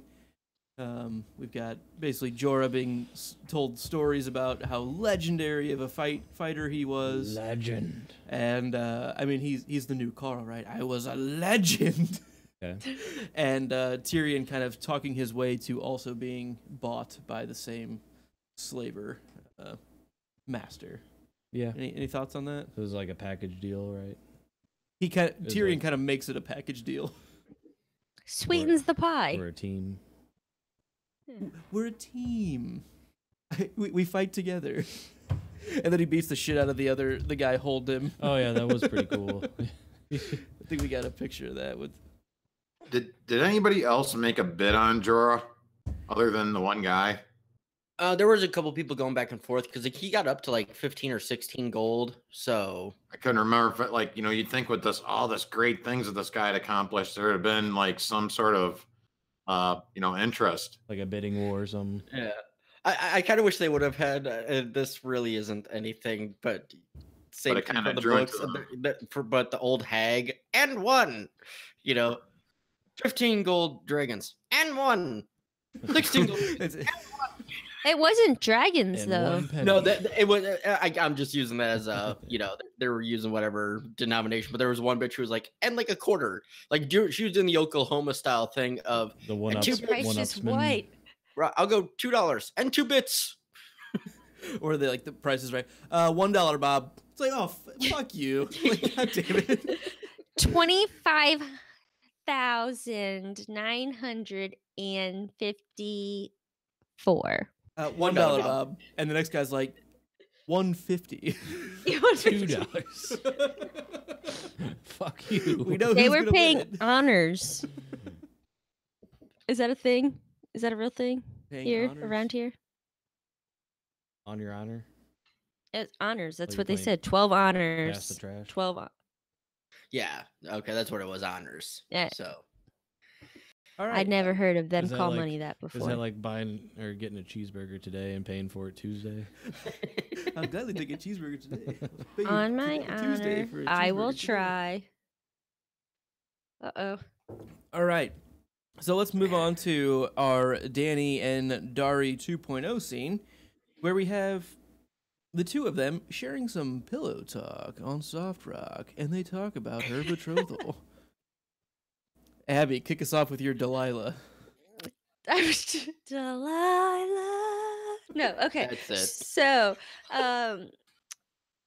honestly, I watched Wild for the first time the other night, and Dario 2.0 is in it, and I feel no. like, all right, cool. I'm cool that we got 2.0 here instead of 1.0 for the first time.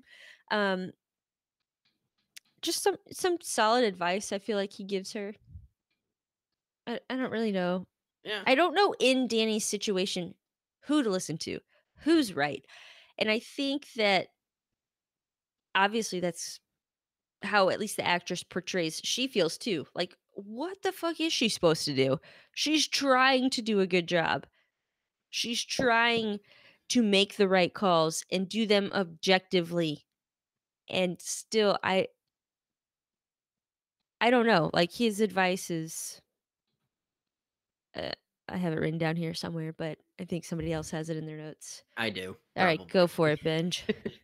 So the advice that he gives, basically, she's like, I'm not going to be a because he tells her, bring what you need to do the tomorrow, bring all the high masters. masters and their sons and kill them. And she's like, I'm not going to be a butcher. And he says, all rulers become either a butcher or meat. And it's kind of, I mean, true in his world. He's the gunslinger, fucking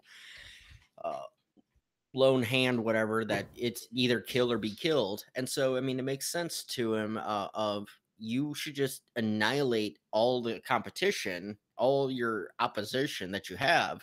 And then me and you can, we can just be fuck buddies. That's cool. I'm good being your side piece, but I just have a hard time. I don't think she's like, well, that's completely ridiculous. I think she sits there and is like, yeah, that's probably solid advice. But who do you listen? Like, what do you do? That's not who I want to be. That's not the type of people I want to lead or the type of leader I want to be. But we are in this world where it does seem like his version of it is the truth. So how do you find common ground? How do you find a middle? I'm worried for Danny. Worried for her. The main point I've been kind of getting at with Danny again is this girl needs some help. Like, she's begging for help. She's screaming for help. Please come send her help. Well, I don't think she's begging for help per se. I think she just doesn't know one way that, like, you as a viewer, can say she needs help, but she doesn't know that. Well, she's continually. Well, it seems like she kind of is, because she was like. But she isn't. She's asking even She Miss has Sandy, and it's kind of like normally that wouldn't be a thing, which maybe it's just like, hey, I'm just talking to everybody, getting all of these different inputs, which is totally fine. And so maybe that is me projecting onto it, being like, she just needs some help. But she hasn't refused somebody's advice, whether she agrees with it or not. She takes it in stride. I just feel like there needs to be somebody to come in and, hey, sorry, thoughts rolling through the heads here. But somebody who really is a game player, knows how to turn these things around. Just so happens somebody happens to be there, so we'll see how that works out. But like a campaign manager. Oh man, this is gonna be a terrible PR move. You don't want to do PR that. guy. She needs she has plenty of hype men. She needs a PR guy. Yes. Dog, any thoughts on this scene here? This pillow talk on Soft Rock. This is another one of those scenes that's rough for Dog to watch a little bit. I just it just feels like we're just filling things, if you will, right? No pun intended there again. Sometimes I have my moments, if you will, right? So, but yeah, I mean, I think he tells her to, basically round up all the masters and slaughter them like meat.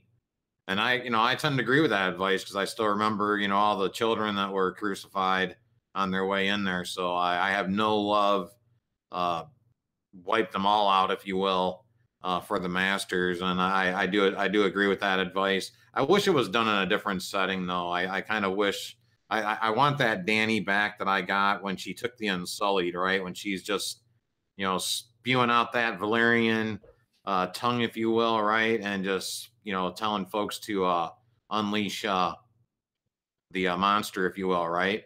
And, it's time to see some dragons eat people, I think. Yeah. With 10 amps of volume, instead of scenes like this. Lasting 11 behind her. Sorry, Doc. But yeah, absolutely. But what was more interesting to you, this scene between those two or Sam and Gilly? What was more edgy? Neither. Edgy?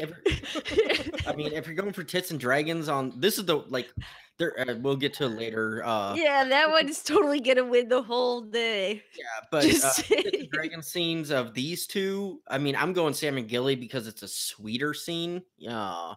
It's more emotional. I like that one better than this one, and this one just Sometimes friends with benefits, though. I mean, as long as you got two consenting adults, it's just fun, good time. Not against chit-chatting about politics in bed. Yeah, that's perfectly acceptable. It's just this is boring. Boring. Yeah, but womp. Sam and Gilly, like I said, this has been 3 seasons or 5. Shit, we're on what? Yeah, season 5. This is 5 seasons of build for this guy. Sam gets the honor for the better scene. Oh my! Go Sam! Oh my! Oh my! So, and we've kind of already touched on this, but she feels like she has no choice in kind of the actions that she's taken here, and I have to marry his daughter, I think is what she kind of gets to, and he's like, fuck that shit, like no, it kind of like what Dawg was getting at. It's like spit that Valyrian fucking fire and take the reins on this situation. I mean, you've kind of built up yourself as this, savior figure, and you did that with fire. Like, I mean, you can't always just politic your way out of it at this point. There are times where you have to play the Mad King role a bit almost. Yeah, it's almost like, I see a drum set, I see a drummer. I see a microphone, I see a singer. Go do your thing. Do your fucking job. And no one asks about the bassist because, be like a bassist and be inaudible. No, that was from Step Brothers. Yeah, I know. That was on again today. It's on all the time on like TBS. It's like that or Old School. That and Old School. Which way? What? Step Brothers and Old School on back to back. Yeah. Any final thoughts on our sweet pillow talk here? I think it just points out that she isn't free.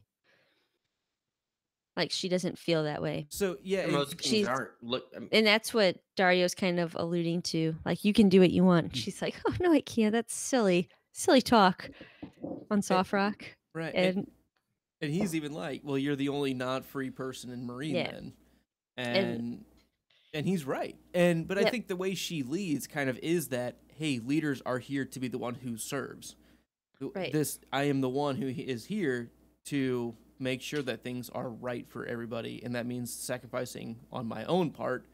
And that's, I think, what a lot of leaders get wrong. They think, oh, I've paid my dues, and now this is just like, the fucking gravy train from here on out. But that's backwards. Like, you become a leader because you're the one that wants to do the work, and Exactly. that's where she's having difficulties. She's getting this, what seems like really good advice, and it's going to be the Tywin approach. It's going to be effective. It'll absolutely work, but it's not right, and it's not the righteous thing to do. And this social warrior dragon card that she's been working on since season 1, episode 8, where she claims all of the rape victims from Mago, if you remember that whole scene. Mhm. Like, it's all built to this, and this is basically her character, right? I mean, she's seen these injustices. She's lived through them herself. And I'm not surprised at all that she wants to find a better way still. last question about this. Is the gravy train better than the Jojen train? No. Nope. No. Oh, Def- duh. definitive. Dumb. Across the board. Bad question. Bad question. Bad question. Next. All Take right. the next one off. Yeah, Abby, why don't you sit the next one out? Deal. All right, so we are going to move along to Jorah, Tyrion, pit fighters, Dany, and Hizdar. So you're saying pit fighters are more important than Dany and Hizdar? I didn't write that. I just read it Because I think they are. because I Pit think fighters, so. they don't get a lot of love. And so there you go. We're bringing up the small folk. Dany oversees the fighting of the smaller pit. Jorah pleases her by not killing and presents a small gift. Lenny, you got thoughts here on this Spartacus type scene here? Sonny came home with the gift. There it is. And now you know where our episode title came from. Anything else? No. All right, Abs, take it away. It's just a nice. Actually, Jorah looks very. He looks pretty good behind like the mask. I think we see it before all said and done. I don't really have like This is. Never mind. a ton on this. I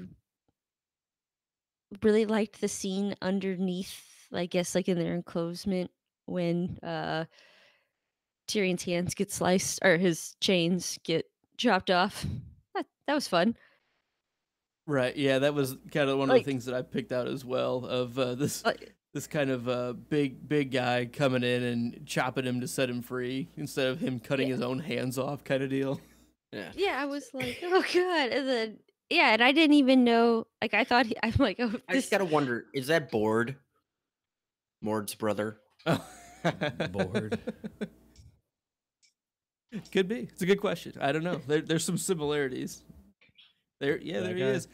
I mean, come on. Again, this looks like a freaking Execution. Norwegian fucking metal guitarist. Yeah. Swedish death metal guitarist right here. This guy plays for Amon Amarth Viking metal. This dude looks badass. I thought you were gonna say it looks like a Norwegian Ridgeback. He looks like a Okay. Ukrainian Iron Belly dragon. Glennie, you had a thought a second ago. No, but like basically this fighting pits is like the minor leagues Yep, of fighting pits. this is tradition. They said it like Hizdar's like that's like his only place. Like it's traditional that you come and see the smaller pits to see them work their way up to the But the larger. tradition is for you to stay till the end. right. And it's So I gotta watch tradition. shitty baseball just so I can go watch the mage.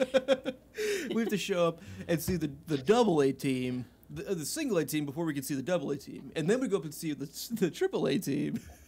You got to see it at all levels. You got to see it at all levels. And we have to see shitty D3 baseball in college. Ugh. Or don't even get me started on NAIA. Ugh. Benj, thoughts here?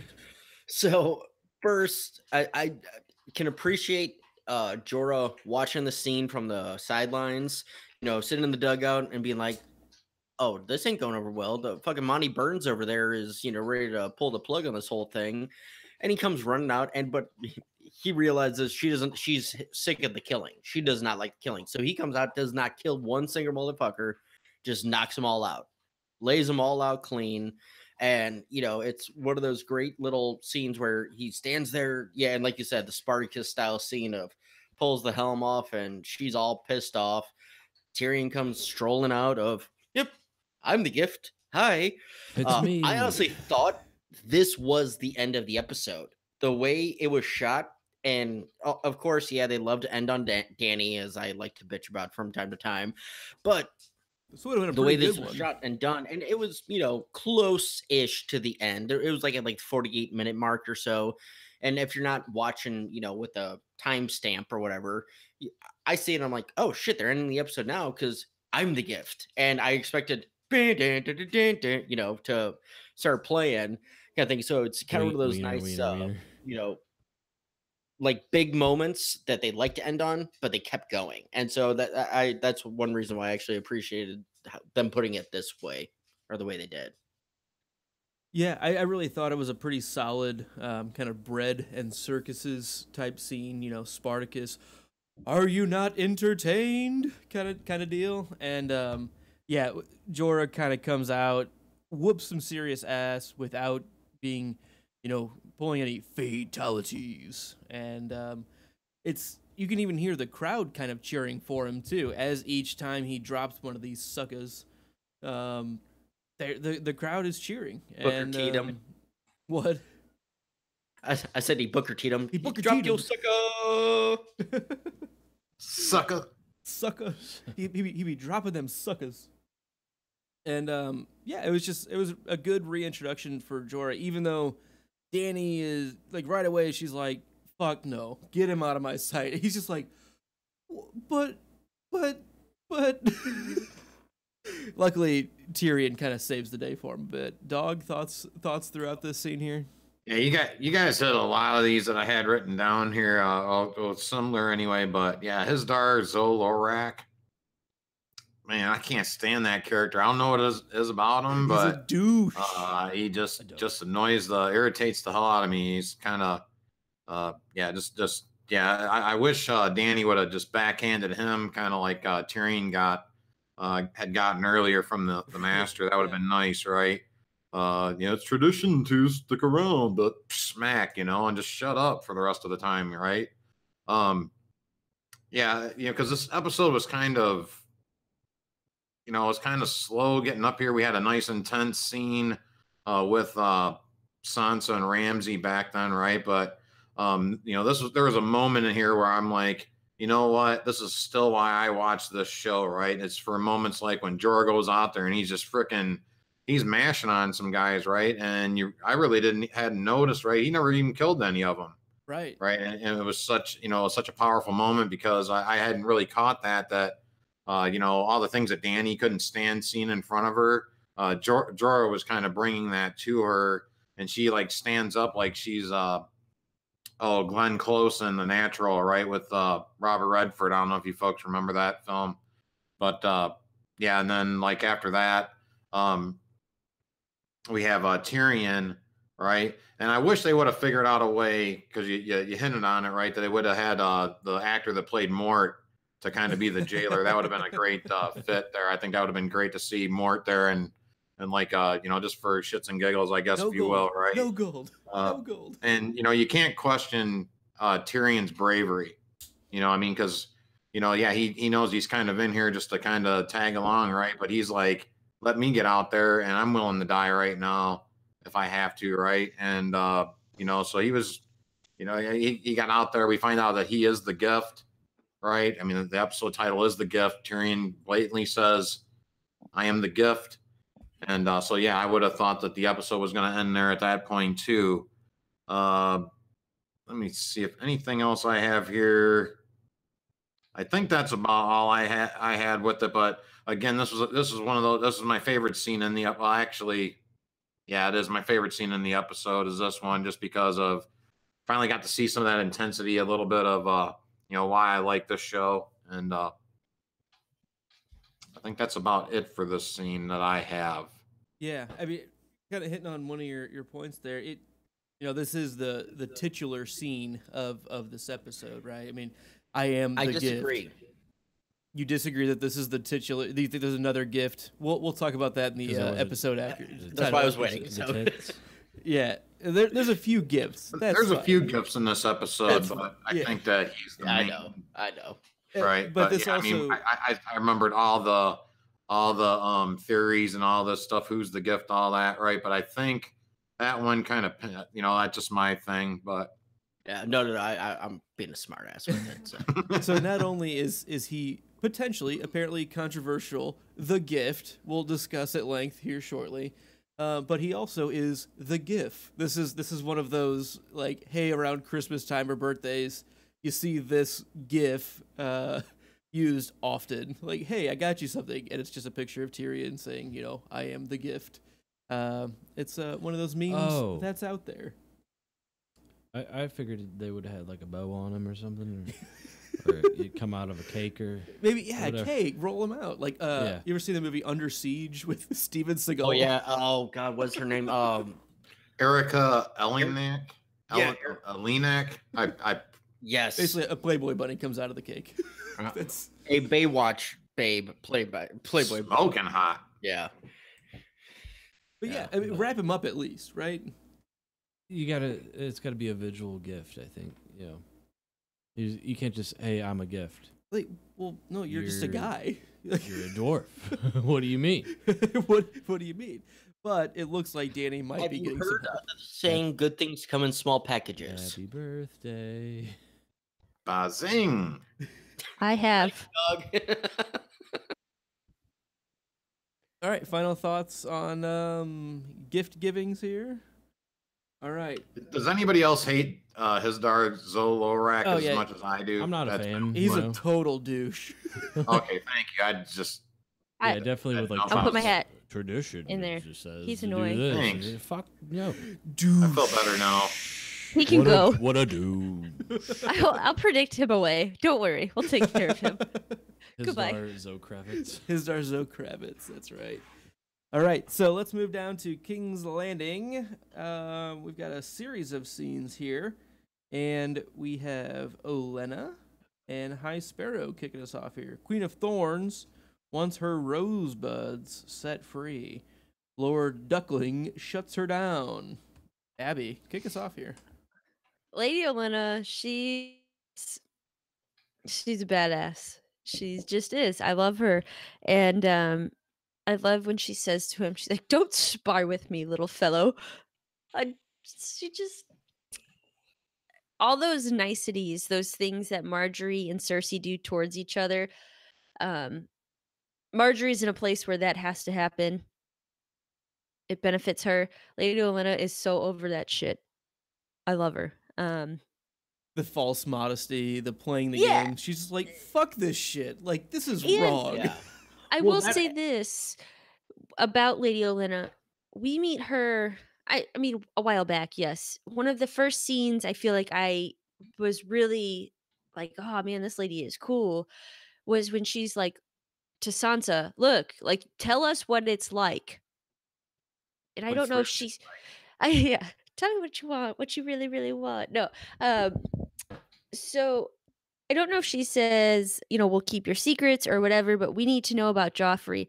And she was so true with these things. She was so, everything she said to Sansa, I feel like was honest. I hope I'm not wrong because that would crush my little heart. But she just, this game playing, she's over it. We're done. She has a mission. This is what she wants. How do we obtain this? It's just very... She's just great.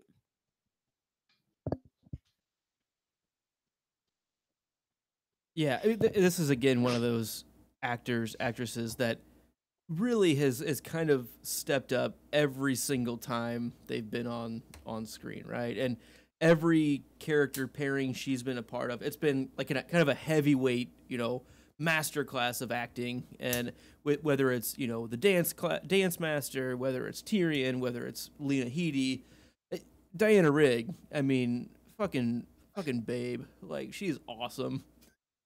Yeah. Benj. So first, I love the note of she's like, I'm not gonna kneel. I'm not gonna get down on my knees and do all that shit. And the high sparrow is like, it's my back. What's yours? She's like, it's my knees. Or Hip. back and forth. Where they're old people. Knees They're and old- hips. Yeah, knees and hips. Come That's it, on. knees and hips. Yeah. Another trivia question that should have been asked wasn't. that I have written down here. The trivia question that was promised. Right. Yeah. Surprised I didn't Knees talk and about hips, it but- at bingo or whatever. Yeah, so she's just like, I love the honesty between the two because, like, first the high sparrow is trying to be coy and he's trying to do the niceties like you guys were talking about, but he realizes, okay, she's not putting up with the shit. Cool, great. And he comes back to the line, you are the few, we are the many. And when the many stop fearing the few, nah. And that's it. And when the many stop fearing the few, and I'm waiting, like, I was like, and finish the line, finish what you're going to say. There's no line written. I mean, there's nothing, but it's just like, and he just stops and it's just mic drop, walk the fuck out. That is powerful because, yeah, you are the few, we're the many. How are you going to feel? Because you've never raked a fucking hoe. You've never, toiled in the soil.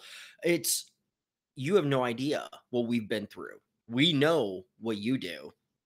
And it's one of those kind of situations where Olenna has met her match. Everybody said, oh, Tywin and her perfect match, they're the big. No, this is, because Olenna has no comeback. This is the first time really where she's been left completely speechless. I mean, she knows he's entirely right. That's the scary thing. And she thought that she was going to call his bluff, kind of like Cersei tried doing earlier. You're like, hey, rip away the facade. He's just like the rest of us playing this game.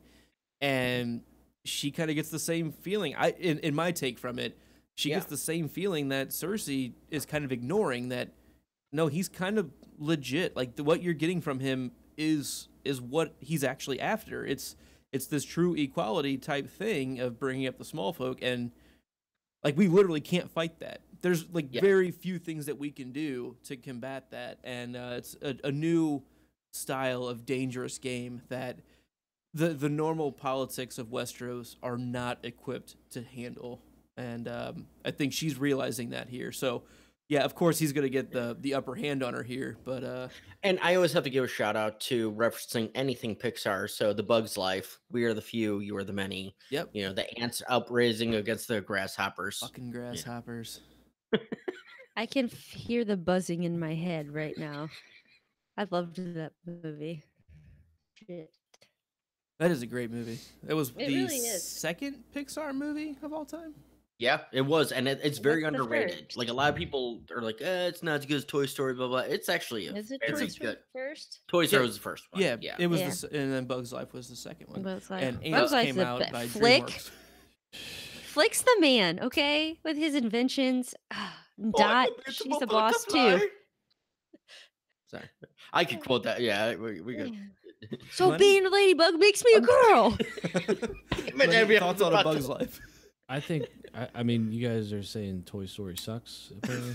I think Toy Story was a good Absolutely movie. not. Controversial take. I think Toy Story was pretty good. Time out, Glenn. You got wrong. a friend in me? I mean, have you heard the music? Bug's Life better than Cars. I'll say that. That's my Bullshit. controversial Bite take. your tongue. I hope it falls off. Nope, I'm sticking with that one. Glenny, thoughts on Sparrow and Thorn Queen? Yeah, like you said, it's another, heavyweight battle. I think Lady Olenna's kind of putting her, all this, like, into her own hands. Like, you saw her, like, leave after, Joffrey's death and is, kind of like, well, eventually she's going to come back because it's going to go to shit or whatever, and she's going to kind of sort everything out. I think this is her, like, way of, like things are in my hands. If I fuck it up, whatever. But I'm not gonna let the fate of my grandchildren or whatever, whoever they are, like be screwed over by all these, fuck faces. Like I'm gonna do something about it. Right. Yeah. And interesting, you put who wants to see her rosebuds freed, because talking about two old people, Citizen Kane. She just wants her sleds. You can thank Benji for the way it's written. Rosebud.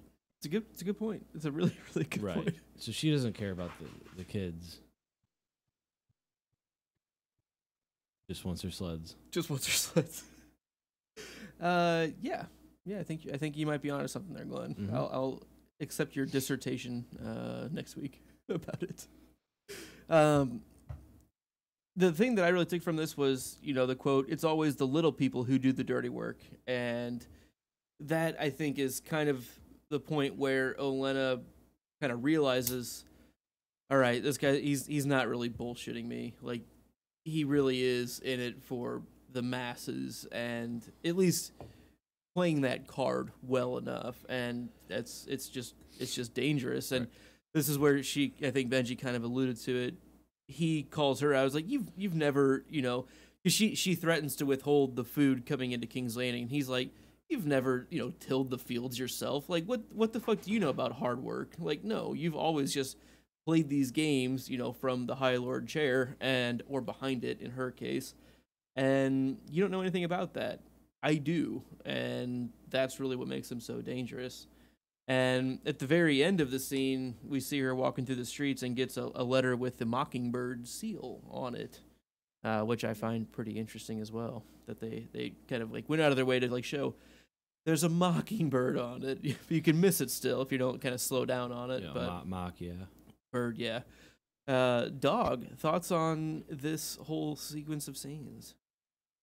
I enjoyed this scene. One of the more one of my more favorable scenes, if you will, because we had two great actor and Jonathan Pryce there, I believe. Mm-hmm. And it kind of paralleled, I thought, with Sansa and Ramsay just a hair. This is a little more playful sounding, but every time Olenna had something to say, the High Sparrow had something right back at her, right? And you alluded on, how he talked about, you never till the field, you don't know, and we're the many, you're the few, things of that nature, right? But my question is, like, why are you just realizing this now, right? What's gone on to make you decide that you might decide to stop tilling these fields and things of that nature, right? But it was kind of that playful conversation about their knees and hips and things of that nature kind of turned 180 on him, if you will. It kind of also, when he's talking about, your daughter lied, she made a note, she lied, things of that nature, right? And it's just kind of symbolizing, radical religion, if you will, stoning people to death for, maybe not going to Sunday school or something, right? I mean, things of that nature, right? I'm just kind of alluding to, it just seems a little bit extreme for a lie, if you will, right? But I think that's what it kind of symbolizes. But that's other than that, I thought it was a good scene. The acting was fine, and one of the better scenes in the episode, I thought. Yeah, no, those are great points, and I really like the cast the first stone kind of topic you brought up there. And where is that first stone? It's there's been plenty thrown here, and it's kind of like, hey, guess what? It's the small folk that are always picking up these stones after the fact, and it's a dangerous game, this Game of Thrones, and the people who pay the price aren't the people that we've been seeing very often. There are many broken individuals that we hear about in numbers. We hear the Stormcrows left, but how many people have they already lost? I mean, like all of these thousands and thousands of troops we heard through the War of the Five Kingdoms, the Five Kings and all this, and it's kind of like, yeah, enough is a fuck enough. Yeah. No, and kind of the thought process I had with it, I had it and now I'm losing it. Well, Oh, you go got ahead. it, Bench. No, go ahead. Okay. To Dog's point, I think it may have been 2 or 3 episodes ago, I started to ask those same questions you were, like, those with the sinners were casting these stones, like, why isn't the whole town, the whole city being subjected to these interrogations? Like, where is the line? Why are they the ones? I was having those same exact questions, and my other thought was, like Benji, I'm losing it here. It was a real good one. Super smart. You would have been like, wow, she's charming, smart, wonderful. So I will come host. back in with because I Perfect. remembered Give mine. me a second. Yeah, Yes. give you a second. So my thing was with it, it's not the act that usually gets the monarchies, the presidents, the higher ups in trouble. It's the cover up. And so, like, for Loris to be proven to be a bugger, or guilty of buggery and everything, that's one thing. He can survive that. But Marjorie getting brought into it, it's because she tried to cover it up. She tried to lie for her brother, for the good, or for the good of her family, or whatever that she felt. It's the cover up is almost always worse than the crime itself, or treated worse than the crime itself, and that's what usually is what starts to bring down the power structure, and that's what his kind of the High Sparrow's point. It's not really what his point was, but he's like, that's just as guilt-fying as the crime itself, or as the sin itself, is the lying about the sin. Well, yeah. Trying to cover it up, trying to falsify. And so I see his point of why they're doing, what they're doing. I don't agree with it, but, because I understand where she was coming from. But that's just an old saying. It's an old political saying. The cover up is always worse, or is always what gets you, compared to the actual crime. You can do the crime, but don't try to cover it up. You can be forgiven for the crime. It's the lying that people won't forgive. You can't do the time, don't do the crime. Exactly. Well, that's right. And I think you make it really good. It's one of those old political adages, out there. But it makes sense because, basically the cover up proves you're a dishonest person. If you just have an action that's potentially not the best action, you can be forgiven for actions. It's hard to forgive blatant dishonesty. Like, that's kind of where that falls. It's like, well, you're literally saying sorry for being dishonest. That's not really an easy sell ever. I'm not lying to you. I lied to you. Like, like, where does that line get drawn? Exactly. Abby, do you remember your thought there? Oh, I was going to ask Dog about clarification. He said, like, I believe how I was understanding what he was saying is, like, Lady Olenna is just realizing that the little people could overtake her, or the many against her. Yeah, it reminded me of like when Ramsey would say something to Sansa and she would just spit back, you're a bastard, right? And it was kind of like, it wasn't as intense as that, pardon me. But when like when she starts mentioning things about that, and he's like, who tills these fields, right? And you are the few, and if we decided to just grab our pitchforks and torches, if we will, we could just burn you all down, right? And I think that was maybe the first time she ever maybe she's thought of that before. I'm kind of assuming here, but maybe that realization has now just kind of come to her that she is not at a position of strength here. I'm like Lady Olenna fan club president over here, so I'm gonna defend her just a little bit. You like how I took out just that little? No, you did. Just the little snippet of everything else you said. I feel like she had to have realized that this is something that could happen. She's a very intelligent person. She's very tactful in the way she thinks of things and handles things. I think she's just realizing that now she knows they know it. And having the understanding, like, look, you have this figurehead who's going to tell you, look, all you have to do is rise up against us. That's what's scaring her, not the fact. I guess it's a very small, just nitpicky type thing, but like, oh shit, don't put that in people's minds because it's true. She's worried. You're right. Sorry. It just was like one of those things. I'm like, Lady Olenna would have known this. She's brilliant. But knowing that he knows that is the danger. Great acting. That's what I'm impressed. Yes. Just the little things that actors do like that, the way they make their face, their face express their expressions, and things of that nature. It's just brilliant. And one kind of final thought on this scene, kind of along with that, is the way it's shot as well. And I'm noticing this from the screenshots that we have here. There's a lot of videography and set design things that they'll do with colors and just layout of the way the shot is framed. And every single one of these scenes, Olenna is kind of framed off to the left and the Sparrow is framed off to the right. I don't know if they're trying to pull some kind of symbolism here or symbology with, kind of the right hand of, a justice left versus wing view versus a right wing view. I don't think it's a political thing. I think it's more of a good cop, bad cop, good guardian angel, bad guardian angel kind of thing where, the right hand of God kind of symbolism here being the just, being the true, and the left side being the more sinister.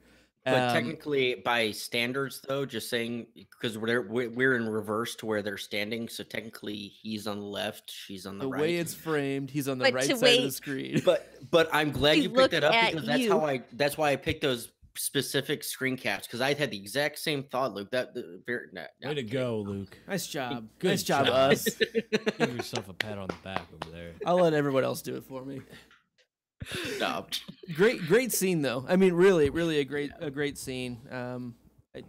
I love seeing Olenna, and yeah, Mr. Price is a phenomenal actor as well. So, just another elite type actor added to this cast a few episodes ago, and we're getting more of his chops shown off here. So let's move along to Cersei and Tommen. Man, what a dynamic duo here. And the king is upset for failing his bride, and the queen mother steps up to help. Dawg, why don't you kick us off here? I just can't take Tommen seriously. It's just I don't know what it is about him, but I love him, mommy, and I will go to war. And I will kill all of them, and I don't know. It kind of reminds me of Sansa a little bit. Mommy, it's all I've ever wanted and things of that nature. I just can't. I can't take the kid seriously right now, and I think he had his opportunity before, and I don't. Oh boy, what a rough. We have another scene coming up too that we're going to talk about too that I thought was a little bit rough too with the the kind of the teenager, vibes, if you will, coming off, and things of that nature. But Cersei's just back there, just.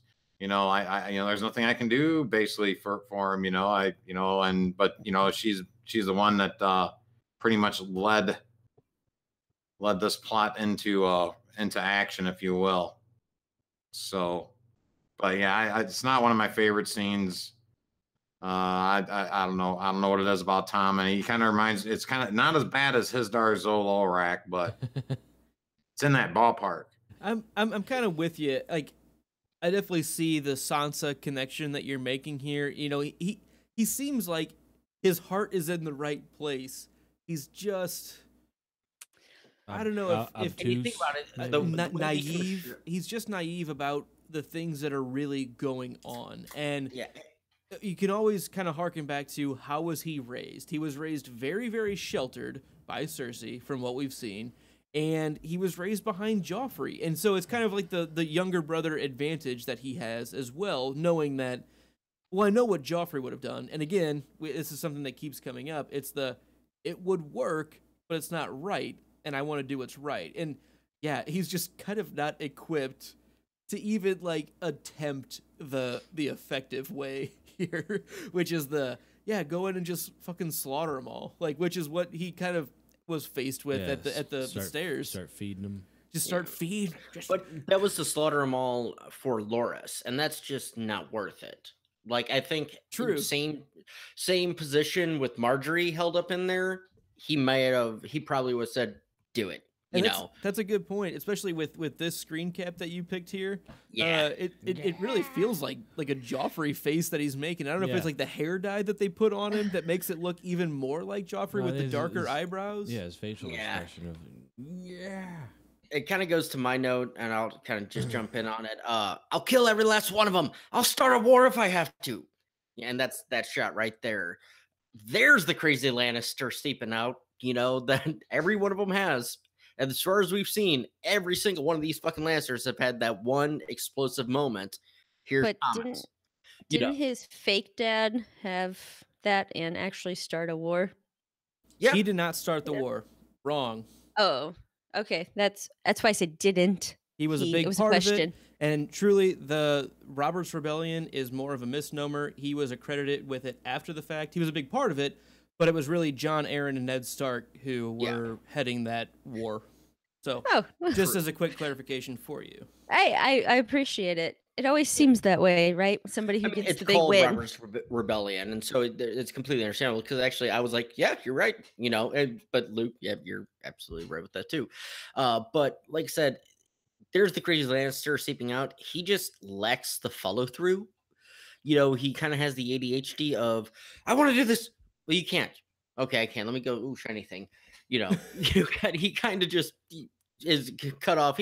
But going back to Dawg and your point, Luke, of the Sansa idea, show wise, they're around the same age. Like Tommen's now about the same age Sansa was when she was first brought down to King's Landing.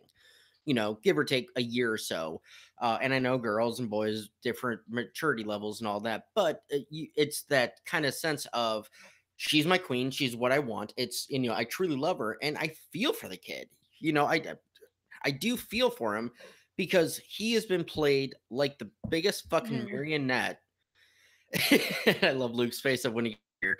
But he's been played like a fucking marionette, because from the time he was born, he's always been Cersei's just little backup baby. No, not backup, baby. Like that's her. That's my baby. That's my baby. My baby. But you know what I'm saying? That's the way he's been played or been brought up, and he just has nothing. So when he gets, he's made king, then gets the most beautiful woman in the world to be his wife, who's cool with having fun with him. I can get why he's like, I have no fucking clue what I'm supposed to do, because I'm still young and I have to follow what my mom says, but I like it. But I like it. I love it. I want some more of it. And that's like his whole motivation. Can I He's go like now? Stannis with Melisandre. Yeah. Exactly. And both aren't technically wrong. I can't fault either one of them, but. So I'm really sorry, guys. I'm going to do it to you again. If only Tywin hadn't been killed, none of this would have been going on. If only Cersei hadn't tried to kill her brother without proof. If only he hadn't killed. There's a lot. No, I'm not really gonna take sides on this. I'm just saying, it all boils back to Cersei. No, I agree, kind of with Abby was saying. Like, absolutely, Ben. If Tywin was like still alive. Let's just say none of that happened where he died. Tywin would pretty much ran the whole show and just kind of brought Tommen along of like, okay, this is what we're doing. You do this or whatever. Like now that he doesn't have that, like he has people like Cersei that are telling him what to do, and all these people, and it's just not the same, because I think Tywin had more control over. Tywin absolutely would not have let this High Sparrow situation become a thing at all. He would not have rearmed the Faith Militant. It's just out of the question. Right, yeah. There's a reason that was taken out. And like the thing I loved about Tywin is he kind of did that with with Joffrey. Is he ran the Seven Kingdoms through Joffrey or whatever. It wasn't really Joffrey, it was him that was doing pulling all these strings and all this stuff, and I think he would have done like the same thing with Tommen Just because Tommen was just like too young. That's the big thing. Tommen's too young. Like he doesn't know he's not mature enough to really be an effective king, I would say. I agree with you completely, Glenn. I don't think that Joffrey, he was running things for... Tywin was running things for Joffrey. He was never going to let Joffrey take control. I feel like with Tommen was coachable, and I think that Tywin would have groomed him to be little Tywin 2.0, and this would have happened, and it would have been good. The problem with Tommen is when Tommen, Tywin, Tyrion, Jesus Christ, there's a lot of T's. We have Tywin talking about what kind of king are you going to be, and Tommen is a king of indecision. He doesn't know what to do. He's just scared to make any choice and stay behind it. And he has no teachers now, just manipulators. I feel so bad for Tommen. So we made a Tommen Sansa comparison. What about Tommen and Dany, right? I mean, he has no reliable mentors around, and the ones that are awful. They're manipulative. Like, they're hashtag the worst. I mean, can I say? I think it boils down to how you're brought up, how you're raised, and think about it. Like we were talking about, like Jon Snow a couple episodes ago, and how he's like so mature making these decisions and stuff like that. But he was brought up in the Stark camp, you know. And he's had great mentor after great mentor, right? Whether it be Old Bear or whether it be Dany hasn't had that. Like she's been on basically the run all her life, and then like Tommen or whatever. Like, yeah, he had like people there, but everyone, it just seems like in that camp is just kind of more focused on their own self-interest and stuff like that, and it's just kind of different than the honor and all that kind of stuff that maybe Jon was more a part of. Yeah, I mean, again, like Abby said, Tommen is coachable. He just has no coaches. Like, there's nobody here that's gonna teach him to be an effective ruler. And it seemed like Tywin was going that way. He was teaching him to be a good ruler. And so, like, we give Tywin a hard time for being cruel and all of these things, but he did that so that the king wouldn't have to. It's kind of like the second-hand man who does all the dirty work and is highly effective, so the king doesn't have to, and he can let the king be a good king. With Tommen, it would have been like a mentor role where, here, just watch me do it, and then eventually you're gonna learn by just watching me, just shadowing me, basically. It's basically like any job where the new guy comes in and just go work with so and so over there, work for them all day, and then just watch what they do, watch how they interact with people, and then eventually you're gonna learn based off of what you saw them do. Yeah, but just don't do anything. Try to emulate. Just watch Johnny Tremaining it over there. Johnny Tremaine, yeah, exactly. Sorry. Go ahead and get your mangled. You mean Johnny Deformed? His perfect hands. The Apprentice. Sorry. This book should be called Johnny Deformed. But those two are like complete opposites. Tommen and of course Joffrey. But the one thing after listening to you guys, I was kind of pulling out was that you can see Cersei. She had absolutely no control of Joffrey. She was told by several people about, trying to get control of Joffrey, and nobody was getting control of him. He would have dealt with this already. He would have tried to, we'd seen him do that in the streets, just kill them all. Right. This wouldn't happen with Joffrey, but now Cersei's back here and she is just like so patting herself on the back right now because, she can get control of Tommen. And as she had seen how she could possibly lose that control of Tommen because of some nookie, if you will. Now she's kind of really patting herself on the back about, she's got that evil away from her, sort of, or what can impede her from getting control of Tommen, basically. Yeah, I mean, she's looking at this whole time as her time to rule. She's not looking at it as I should be mentoring Tommen in the ways of our politics here. She's just looking at it as I've paid my dues. It's my turn, and fuck you, Cersei. Like it's just wrong. See, now, one other note I had on this scene really quick was watching Cersei, Lena Headey, the way it's played. Like, you can see, like, there's a switch, or it's back and forth between her mentality of, yes, I did this. I got your wife imprisoned. I'm happy about this, but I'm going to protect you. And, like, when she's talking to him of, I will burn the cities to the ground and I will annihilate anyone in our way, it's genuine, her care for him. At least it's coming through, that it's genuine coming, for that. But she's flipping back and forth of, oh, well, let me go talk to the High Sparrow, for you, and you could tell that's the thing. You can't tell that that's not genuine. Like, we know because we're, watchers, we have the insight. It's not genuine. But if you watch this pure out, just this scene alone, the way it's played, it's well acted, but it's so odd how she can switch back and forth without even batting an eye. She's so practiced at it, and it just goes to show Lena's ability. Again, she's one that, as we talked about, all three Lannister children are the best actors complete over the entire series. Yeah, I'll stand by that today. I think she's the best actor on the show, actress, however you want to say it. Yeah, I think she's the best one. The only one that competes, but not on the same timeline, Tywin. Charles Dance is still the best actor in general. Every scene he owns, but for the amount of scenes, Cersei wins it out, even over Peter. And I say that truthfully. I love Peter Dinklage, but you mean Petire Dinklage? Petire Dinklage, yeah.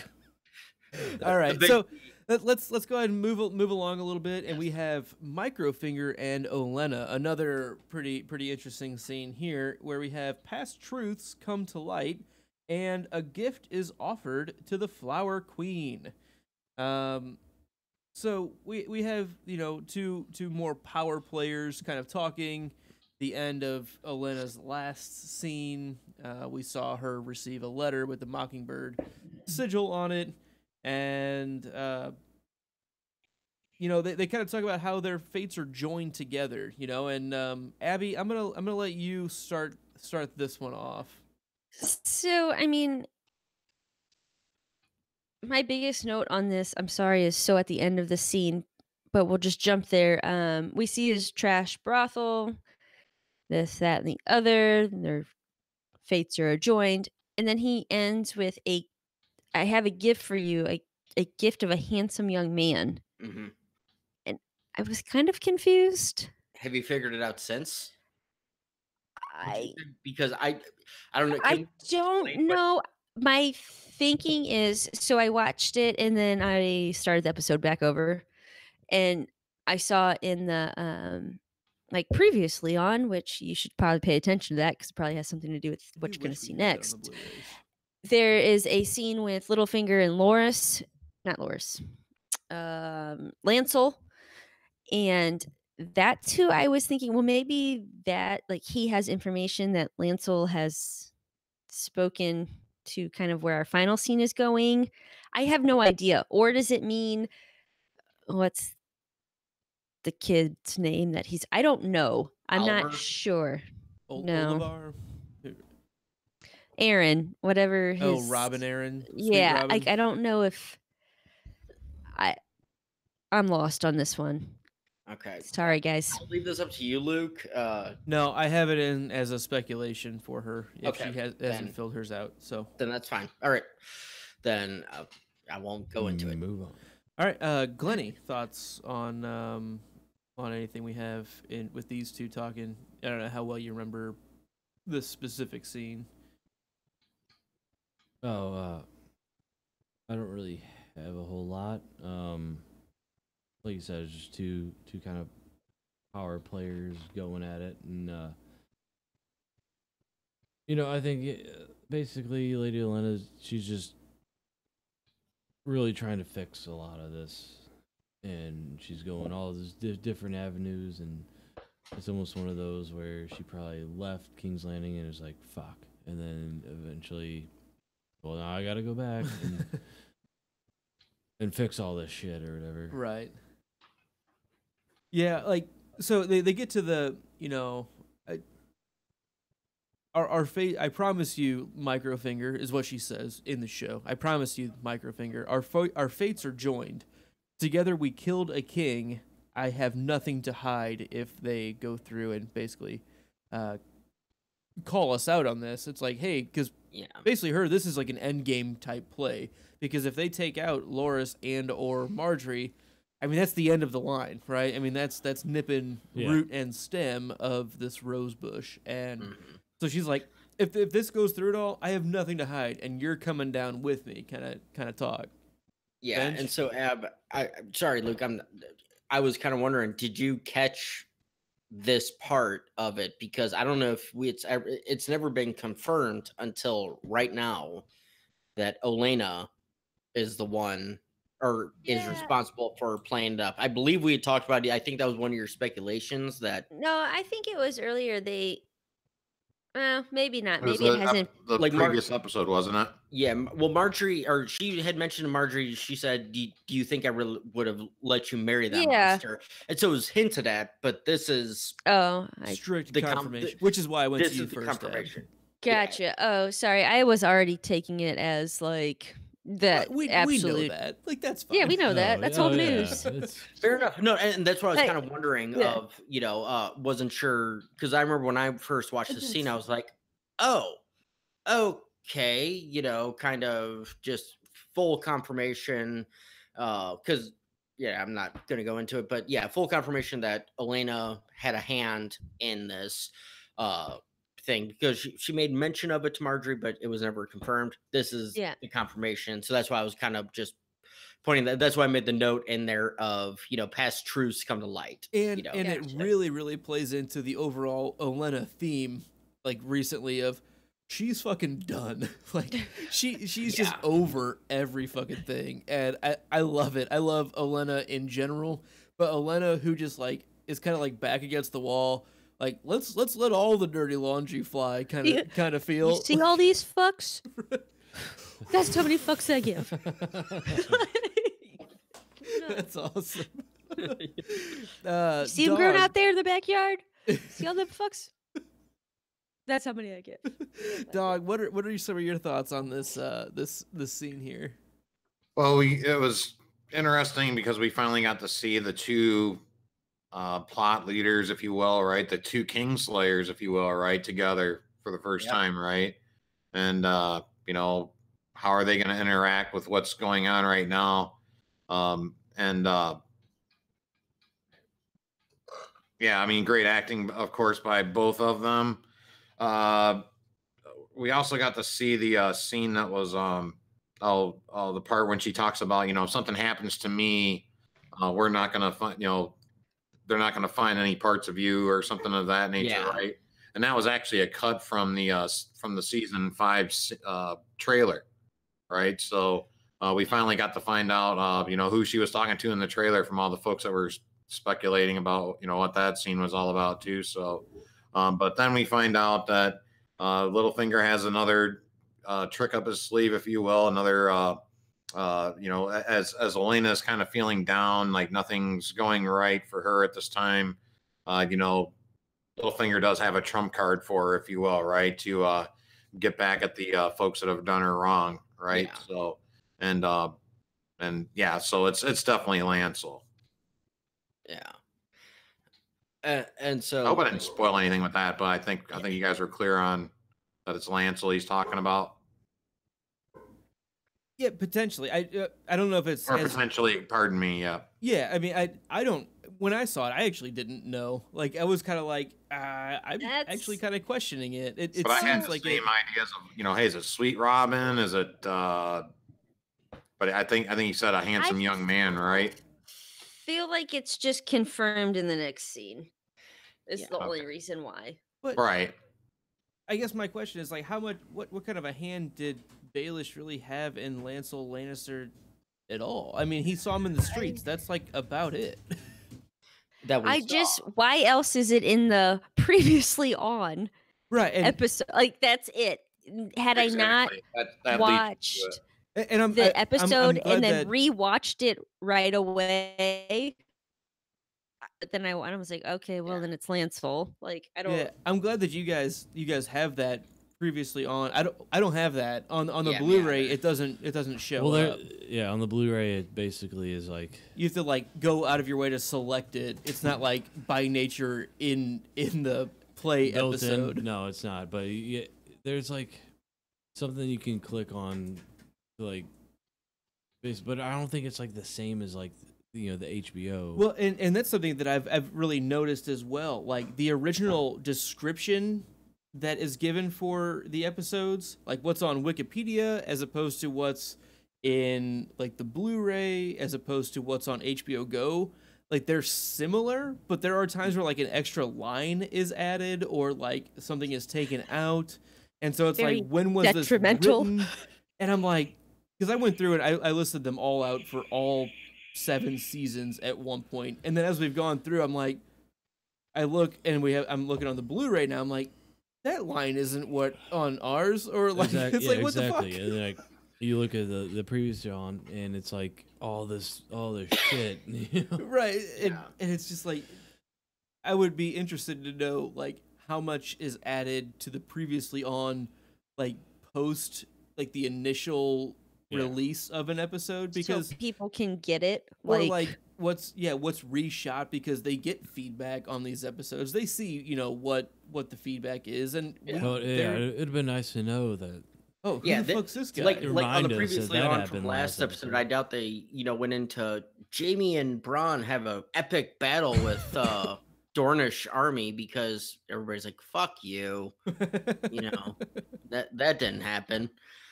But I'm just saying. But yeah, no, it's one of those. And it kind of going into, since we're kind of calling it out as Lancel, the thought is because he gave Cersei Oliver for Loras, he's giving Olenna Lancel for Cersei, kind of He thing. even says the same thing I gave her, I'll give to you, or make Yes, some type of. A handsome young. I'm giving you a gift, a handsome young boy. The same thing I gave Cersei, Mhm. and it's basically that, because it doesn't really go into any further after this, so it's not a spoiler later on. We don't really get confirmation. It's later in the episode, so it's one of those. Lancel was given to get Cersei, Oliver was given to get Loras, and it's basically so Microfinger But can my create question chaos. is really, what the fuck did he do to get him? Like, what? He The which one? accept was already in. Lancel was already See, fucking there. That's where like, I'm at I with don't. it too, Abby. That's that I Microfinger don't has know. like no part of what Lancel is doing. That's Well, why I here, have a problem with it. Let me manipulate this situation and be great, and just I'm going to be the one who actually tells you, Lady Olenna. That's it. Like, he's the one who told her. I don't know. It's just this. The High Sparrow was already on to Cersei's shit way before Microfinger walked all the way in. Yeah, no, agreed. I guess my question, real quickly, Go ahead. do we think that like Littlefinger, Littlefinger's obviously stirring up the chaos pot again, right? Beer hog. Yeah. Yes. Sorry, Doug. I didn't mean to just Oh, What's the- going on? Are we doing the wave? No, Yeah. that's our beer hog. That's the beer hog. beer Oh, hog. okay. has arrived. I was unaware, sir. I feel okay. Yeah, no, Dog, sorry, to let you in on it. That is our older brother, Matthew The there. big brother. Okay, well, hello. Yeah, He doesn't so have headphones it's- on yet. He will hear himself. Fantastic. He doesn't even. He doesn't watch the show. He's a beer hog. He's just He doesn't providing care. beer. he just Oh, wants I to- gotcha. Yeah. So, anyway, so that is, but yeah, no. Repeat what you said, Dog. Hey, what the hell are we talking about?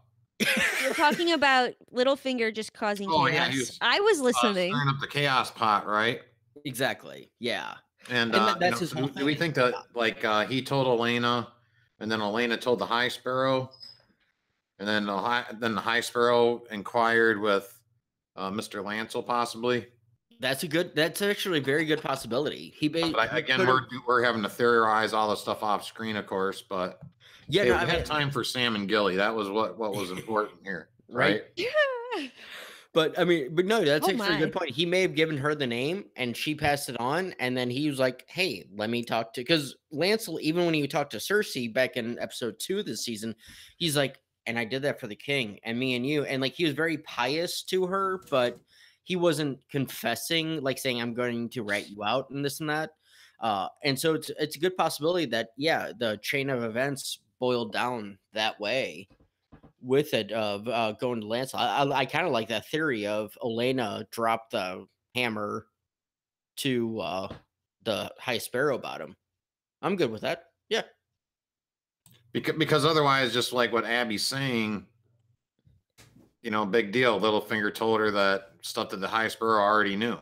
It wouldn't. I mean, there really wouldn't be any beef to what he tells. That's what I'm saying there. I mean, unless she was the one that gave the High Sparrow the information. Exactly. Right? I mean, otherwise, if he knew about it, then what is Littlefinger telling her about it do for, the power shift, if you will, Yeah, right? exactly. Because he's not going to go to Lancel and say, "Hey, you need to confess your sins and this and that and blah blah blah." So yeah, no, that actually makes sense. It would make sense that the High Sparrow would get the information, go to Lancel, said, "What do you know about the Queen and all this?" and open your sins up. Maybe not interrogate, but talk with, encourage the honesty. And with him being so pious now, he would just relinquish his sins. So I like that theory. I'm gonna call it canon on Benji's side. That's fair. It plausible, and I'll allow it. I like it. Yeah. Let's I go. think he was already after her. Say that again, Ab. I think he was already after. I mean, maybe this is his in, but I don't know. Who are you talking to? He. The High Sparrow was already after Cersei. He's no dum-dum. He's walking the walk. He's talking the talk. And I don't think Littlefinger had much to do with it. I agree with that. I really do. I feel like the conversation Cersei has had with the High Sparrow about what if I told you there was a liar in our midst, already shrouded by gold and privilege, and later on we find out that she's setting up Loras, but the entire time it's like, yeah, if you take any second thought or even the first thought, like it's almost looks like she's kind of admitting her own sins here, right? And it's like, yeah, like he's gonna catch on to that from what we know about him now, so he's gunning for her. But let's go ahead and move on to our next. Let's try to finish off this episode here. Yeah, we're running. That's a good idea. That's a good idea. All right, so we're gonna go to Dorne via Jojen train. No. And we have Jaime, Marcella, Ario Hota. Jamie talks with his daughter/niece, and she is set on staying. Love you, Abs. Dude, this one was like the hardest one for me to describe. I'm not even gonna lie. That was like the hardest scene because I'm like, I'm trying to make a joke, trying to just do something, and couldn't. There was nothing. Don't worry about making jokes. A terrible joke. I know. All They're right, never funny Dawg, anyway, but Dawg, why don't like you that- kick us off here on this Jaime Marcella scene here? On the Jamie Marcella scene, Yeah, Jamie. that was just awful. Probably one of my. I don't know. I'm not a big Dorne fan. I mean, you guys really hit it out of the park last week with a lot of your things you were saying. But all I was getting out of this was, you're not my dad, and what was kind of, yeah, but I mean, he should have just came out right then and there and said, you know what, I am your dad. What are you gonna do about it now? And I think that would have been a little bit better scene there, but yeah, it wasn't my favorite scene. It kind of reminded me of Cersei talking to Tommen kind of thing. We're doing the teenager thing again, kind of thing, with it. And you're not my dad. That's all I get out of that scene. I just hear that in my head. But I love him. Oh God, it turns my stomach more than bad romance. I can tell that Dog's favorite thing in Game of Thrones is the romance sequences. You know, it's clearly. And I'm sorry that you got roped into this episode where there are three poor romance things. Hey, I'll tell you guys straight up right now, right? I will watch season 5 of Game of Thrones, right? Which I think is probably, other than the episode you guys are doing next. Spoiler, sorry. Season 5 probably the weakest season out of all of them. I feel that way, right? But hey, bad Game of Thrones to me is better than anything else on television. So I'll take the Pepsi challenge on that. Dog, I'm going to ask you this because I've been following your stream a lot and I've been watching your stuff. Season 5 Game of Thrones, Last Jedi. Oh yeah, I'll watch Dorne any day over The Last Jedi. Last Jedi is buried outside right now. So the worst film ever created. And I will tell you, as a viewer of Dogs, go back and watch any one of his streams where Last Jedi is brought up, and if you're not a fan, it's so funny because he just annihilates that movie, and it's great. We'll just stop everything and just have a little chat, for a while, so it's just the way it kind of goes sometimes on our stream. So, but fun stuff as always. But yeah, I still think it's the best show on television possibly ever. So, and I'm so excited for you for next week. That's all I have to say. Get ready, Ab. Looking forward. I'm just still really confused on how we're only season 5, episode 7. How do they end this by the end of season 8? Like, there's not enough time already. Like, there's not enough episodes. I'm not okay. Time after time. So follow at Gertie at Go Home Gertie for her after live streaming, live tweeting of watching the next episode, which is cool. Jamie Lannister. Yeah, this is Jamie Lannister. Yes. Would you rather look at Marcella? Is that better for you? Okay. Nah, let's not do that. That was a big thing. Keep going. Real quick, that was a big thing of, like, this girl, pretty cute girl. They're like, how in the hell is she a product of incest? Well,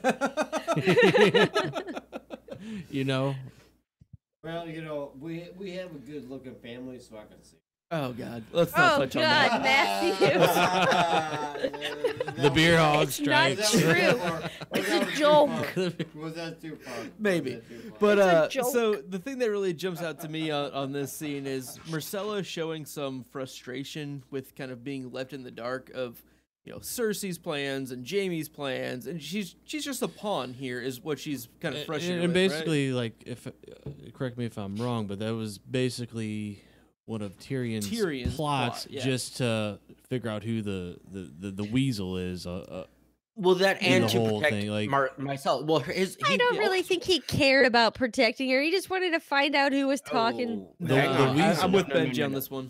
Yeah. So first of all, so he was going to send her to the Iron. No. He was always sending her to Dorne. He let other people think he was going to send her or Tommen to other places. He was always going to send her to Dorne. Yeah, that Pycelle was the weasel. To protect her and to build the Dornish. I will just say this: alliance. The show does not make that clear. Fair. It does not at all make that clear. You're not wrong. You're not wrong. But I'm just saying he did. She was always going to go to Dorne to build that alliance. They needed the Dornish on their side to make the war and everything work. Well, he probably played the probabilities of. Yeah, he's playing Moneyball. Exactly. And so is probably not going to fuck me over. He is Jonah Hill. Yeah. And she is Brad. No, I guess. Yeah, she's the Brad. No, she's the God, from Parks and Rec. The Andy. Andy Dwyer. Scott Hatterberg. Chris Pratt. Thank you, Andy Chris Milanovic. Pratt. She's the Chris Pratt from She's Moneyball of that show. Yeah, it took me a second to get there, but got the joke in. All right, Benj, what's your note on this scene? So my note on the scene: this is a dumb dad scene of he's trying to talk with his daughter of I know I'm here to take you home and this is what is best for you, and as Luke said, it's because she's left in the dark, she doesn't believe him, but it's like at the same time, it reminds me of the Ned's Sansa scene from season 1 of, oh, I'm giving you this doll. You know, you love dolls. And she's like, I haven't played with a doll in fucking 9 years. You know, it's and Since I got on that fucking boat you sent me on, yeah, asshole. and that's kind of that's kind of Marcella's thing. Is like, I this is where I belong. I love Tristane, and you know, you don't know, that's not me. Going to an Arya line of it, that's not me. That's like, how do you know what's best for me? You don't even know me. You know, which is true, which is heartbreaking because she thinks of him as an uncle at this point. An uncle, yeah, an uncle. You know, but he looks at her as trying to own it up that she's his daughter. But again, she's not wrong. He doesn't know her. Even though she's his daughter, he has no clue because she is happy. She just left in the dark because, as Luke said, because of what's actually going on. She doesn't know about the plot against her and all this. All she knows is, okay, my uncle's coming in, and this is probably my crazy fucking mother who's going nuts again and all this shit. Wants me to come home. Fuck that. I'm happy here. I'm agreeing with Benji way too much here. It feels weird. It feels weird. Right. I'm kind of agree with Benji, and yeah, she's frustrated. She thinks she's in the place that she needs to be, and Frustrated. and she's frustrated. The bubble, it explodes. Yeah. Glennie, thoughts here? Thoughts on this one? I think I already said that she's a product of incest. Okay. Do you want to add to that, or? Yeah, like I think like you guys are saying, he's basically trying to complete his goal of why they went down to Dorne in the first place, and then like getting down there and asking her, and she's just like, no, it's definitely just a pain in the ass. Like, no, you're coming with us. Like, that's clear. You know? Like that we've decided that. Right. Yeah. And then he goes came on to down here. apologize for Tristane because he's like, because Bronn knocked him the fuck out. Yeah, you know, yeah, and he's yeah. like, how's Tristane? And she's like, he's okay. He's like, okay, that wasn't supposed to happen that way. You know, because he realizes, you know what, this might be something legitimate between these two, and he doesn't want to be that guy also to break up true forced upon love. It's the best way. True force upon love. I don't think he really That's like kind. cares that much about that. Like, whatever. Like, he probably doesn't know much about. I feel No. like a lot of these Lannisters, they probably have no idea that Marcella has kind of built up this relationship with Tristane. No. Oh no, they don't. But I think Jamie is getting better at emotion side of things, and Yeah, that she's like happy kind Yeah. of down there. but again, she doesn't realize the danger that she's in, and that's the The issue. snake danger. Abby, I Yeah. hear you sighing over there. What are your thoughts here? My thoughts are I can now stream Outlander season 4 episode 1. So you will better We better hurry up. hurry up in here because yeah. All right. Well, Sorry. All right. let's quicken this up so we don't lose our first time watcher on the wall. Yeah, Um, 2.5 Getting scenes. blushing over here. All right. Yeah. And It's don't worry, steamy. we have things to talk about real quick about Outlander as well. So, our next scene here is Bronn admires one of the snakes and is swept off his feet by her beauty. Glenn, I think even without seeing this one recently, I think you can kind of speak to this scene. What are your thoughts here? There are very few screenshots we can actually show here, I think. Yeah, this was a tough one. This is a good like a funny scene It's a pretty because good like scene. Braun's up to this kind of like cocky ways, like bitch, this and that, and then come to find out that He's kind of like that. she kind of like puts him in his place a little bit, Yeah. and like, oh, like, by the way, we had this dagger coated or whatever it was, and he's like bragging about these scars. Well, oh, that scar was poison, and like you're gonna die unless and then like he's like kind of It's just like clockwork. Once they bring it up, and then he starts to feel all these symptoms. And Well, they had to get his heart racing so that the poison would track through his blood quicker, right?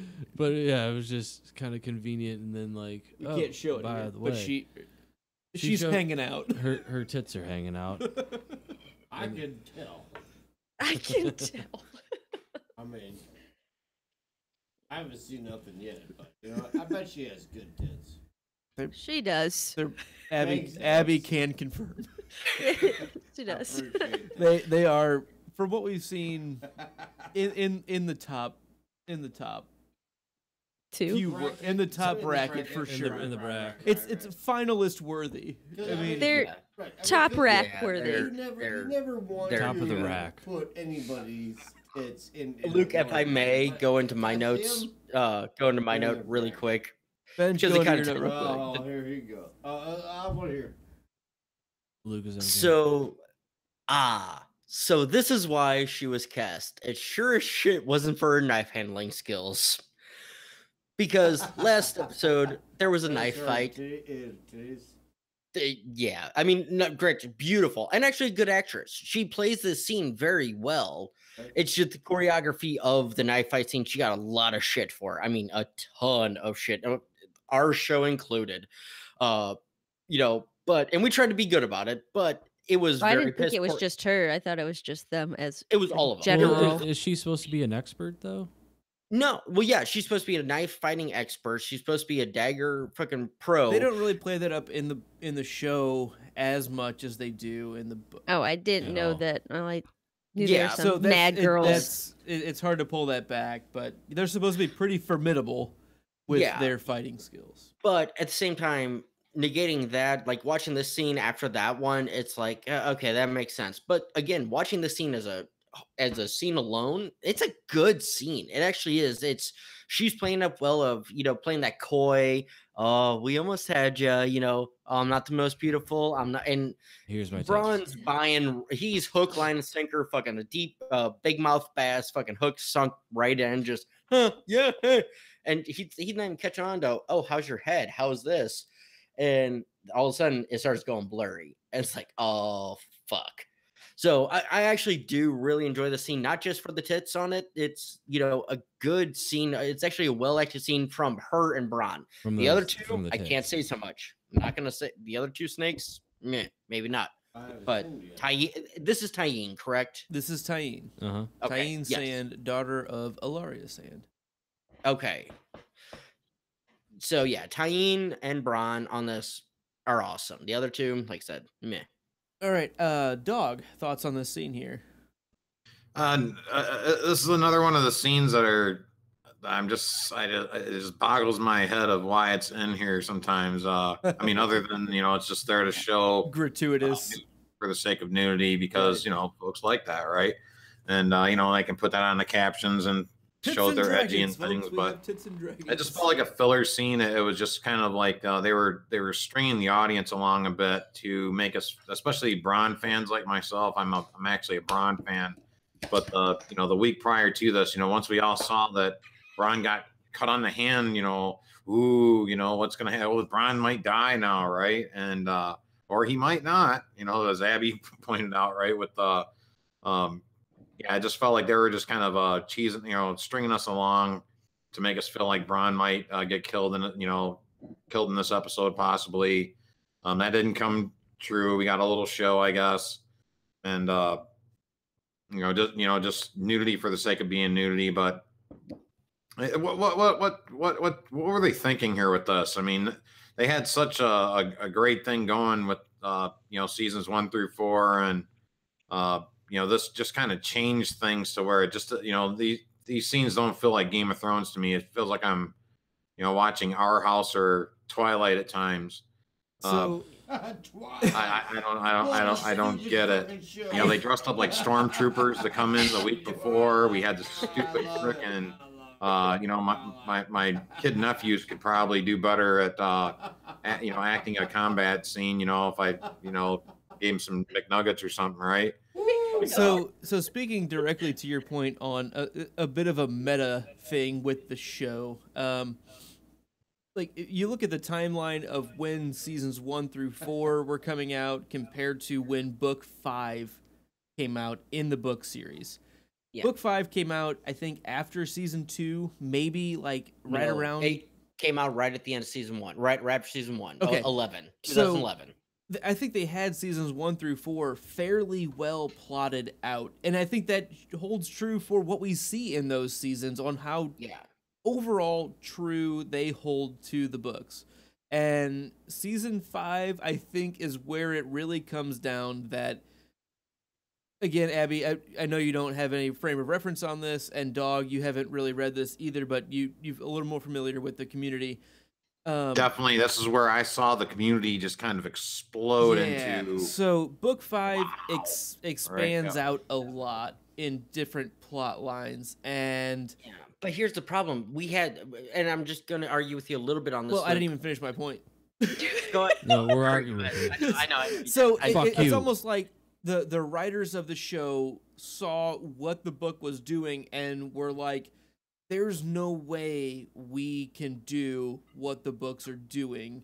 So we need to start consolidating now. And season 5 is really, really where that gavel drops. That's really where the axe is dropped on so many different plot lines that are opening up in the book series, but really need to start converging back a much sooner in the show. And we have certain characters that get fucked up. We have certain plot lines that get completely forgotten about, and or hopefully they don't remember this because it was a book thing that we were staying pretty true to, but there's no way we're bringing that in. Right, and it's all hidden under a pair of tits. It's all sometimes just distract them with tits. You're not even wrong. Like, you're not wrong at all. And I'm not wrong. So and that's funny. the thing. I'm not wrong. You know, and look, I'm actually not going to argue. The reason I said I'm going to argue with you is because you're saying when it comes to book 5, they were doing this, but this is book 4 stuff. You know, Dorna's, which came out 3 years before the season ever. And there are certain characters and plot lines that they just didn't understand, I think. Yeah, and Dorn is one of them. And Dorn, I think, are the two key ones. Right. Yeah. Can we argue with Luke? And so that's where I said I'm going to argue with you on. So that's all. It's what did you just say? Oh, I was just saying that's where I was going to argue with you on. Was the Dorn thing. He's just being a dick, trying to argue with me by just literally saying the opposite of what I'm saying. That's all Glenn's doing right now. What was your point? I think the opposite. So Luke, go. Who else needs to go with their note before you? Can I go with my note? Glenn, go with your note. I completely disagree. Hey, let's have Jerome Flynn sing again. He has a good voice. If he were lucky, he's a singer. If he were a fighter, he may have been in trouble. All right, Luke, go ahead with your note. Well, thanks for reading my note for me. So the reason I said that is because I did look. I saw your note. I was like, brothers, oh brothers, my days here are done. The Dornishman's taken my life. But what does it matter, for all men must die? I've tasted the Dornishman's wife. I kind of like you. You know, that He song, wrote that. Benji wrote that. That song you No, sang. he did not. You know, but I we got didn't the know- I didn't know he had such a good full song voice. though. He used to be a The singer. first time He still ever, is we got kind of, the- right? I want to hear this guy. Yes, yeah. Good, Doug. Jerome Flynn used to be a pop singer in a group called Robson Jerry and or Jerome. Robson and, and Jerome. Check it yeah. out up on Bangles, our I think. It's great shit. Oh, look at this guy.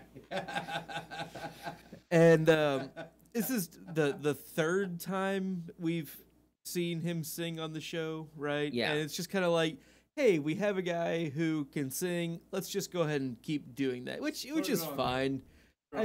It's kind of like, hey, we could get Ed Sheeran on the show. Let's just fucking let him sing. Come on. Might as well, right? Yeah, at this point, why not? You get somebody on there. Where's Yeah. the other guy? I like him. Yeah, we've lost Dog's video for a second, but that's okay. He'll come back. I'm still here, guys. I'm Always. doing a nicotine fit. I didn't want to do that on your stream. He's a Sith Lord. No, you're good.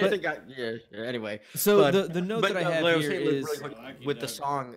This is the first time we've gotten all 4 lyrics, because he's sang this now. Actually, I think this might be the 4th time he's sang in the show. But but we got the full song. The first time we ever got the full song of a song. We've had the Bearman Fair bits and pieces. We've had Reigns of Casimir bits and pieces. We've never gotten the full song. This one, we've gotten the full song. It just has taken Like 4 Abby, episodes to get. All in all, at the end of it, I was just happy to see that Braun lives because I like Braun. I mean, Yeah. I'm a Braun fan. Sorry, Luke. Brondo. I'm a Braun fan. Brondo. It's got electrolytes. He gives you Braun girls, electrolytes. Braun. It's got electrolytes. Brondo. So my main point here is, hey, let's have Jerome Flynn sing again, jack off motion in text form with 3 backslashes or forward slashes. And then the line that references it here in the show is, because she claps after he sings, and she's like, he has a good voice, and then was like, we're lucky that he's such a good singer. If he were a fighter, we may have been in trouble. Like, Yeah. No, for how bad that fight sequence was last episode, like that's not a good line to have here. Like that's pretty weak. It's kind of, I don't know. I Don't didn't really draw enjoy attention that If you much. had better weapons over there with the fucking whip. Don't tell me about fucking whatever. Get some better weapons. Get a gun. Rondo. It's what plants crave. Yep. All right. So let's great scene overall. I mean, well, great tits overall and solid singing for sure. But it is time for every episode we have one of these. Our final scene. Ding ding ding. Ding, ding. Yeah. And then Abby man. can leave and watch her new Outlander episode. Thank God. Thank God. Thank God. Good grief. That's right. All right, so we have first Cersei and Marjorie. Cersei brings her daughter-in-law some venison, which is rudely refused. Benj, why don't you kick us off here? So Marge is kind of broken and just does not give a single fuck. As we were talking about with Elena, the fucks Marge gives is less than 0. She's like, get out of here, you hateful fucking bitch. Well, she just says you hateful bitch, but a hateful bitch. The fine, fucking yes. was fine. Well, in this instance, it's more so of a hateful fucking bitch. It's just, going to your joke, is it just a regular hateful bitch or is it a hateful fucking bitch? Yeah. So, but I love this side of her because Marjorie's just done. Kind of like Olenna, she's broken. She's, but for different reasons. But Marjorie's broken.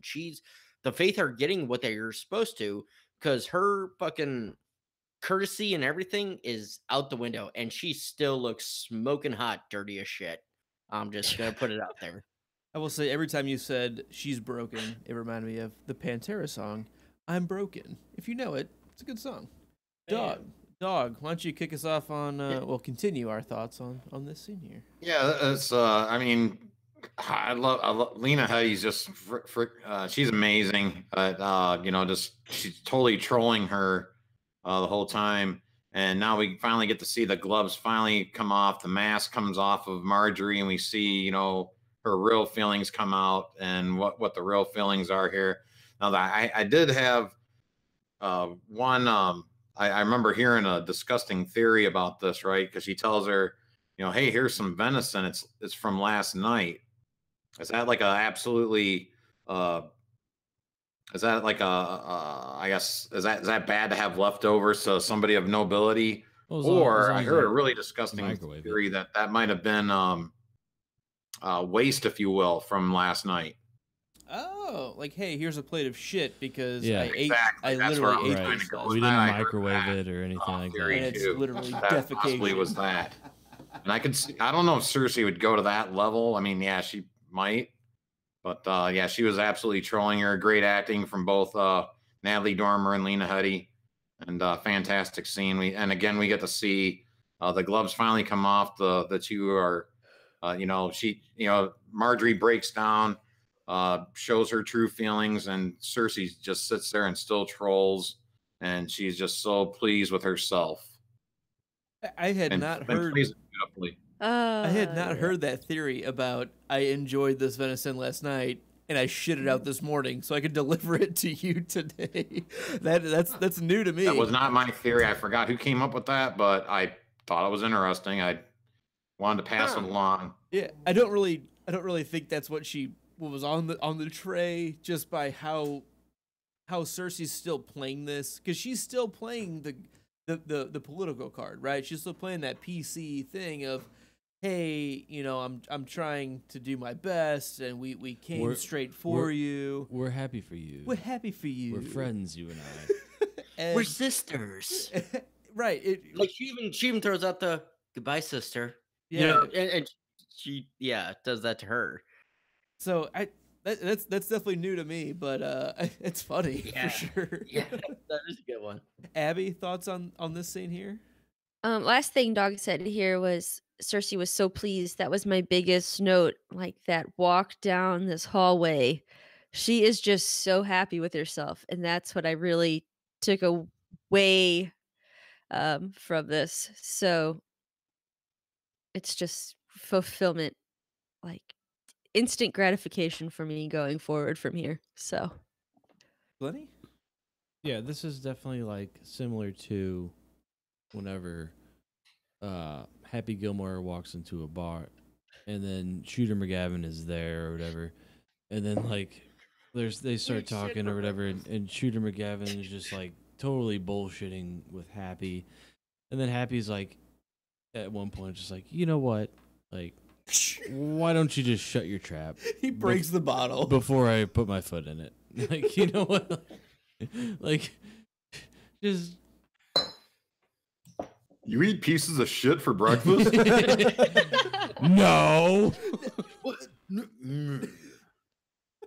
I will say we have had way too few Happy Gilmore references. Way too few, and it kind of also reminds me of whenever the pizza guy comes in Home Alone, just so we can, for the show, get a reference of. I was thinking more of a Billy Madison. Marjorie Terrell, so nice. Want to touch the hiney? Oh. Fair. I think that's fair. Still trying to think of our Lion King reference over here. It's not coming yet. Sorry. Lion King reference. Nala was like Cersei earlier when she was with Tommen, and she was kind of like, what was it? She was basically like, I would do anything for you, anything to keep you from harm. I would burn cities for you. You're all that matters, you and your sister. Clearly, Simba doesn't have a sister. Right. But Nala would set the savannah on fire for Simba. We know this. Nope, I got the reference. Mel saw sex in the fire clouds. There you go. Fine. That works. All right, so when was the long night? 1413. No. 1972. No. Please, dear God, please don't go. You are correct. So, right, with Chris Farley. So, my thought here is innocence and decency.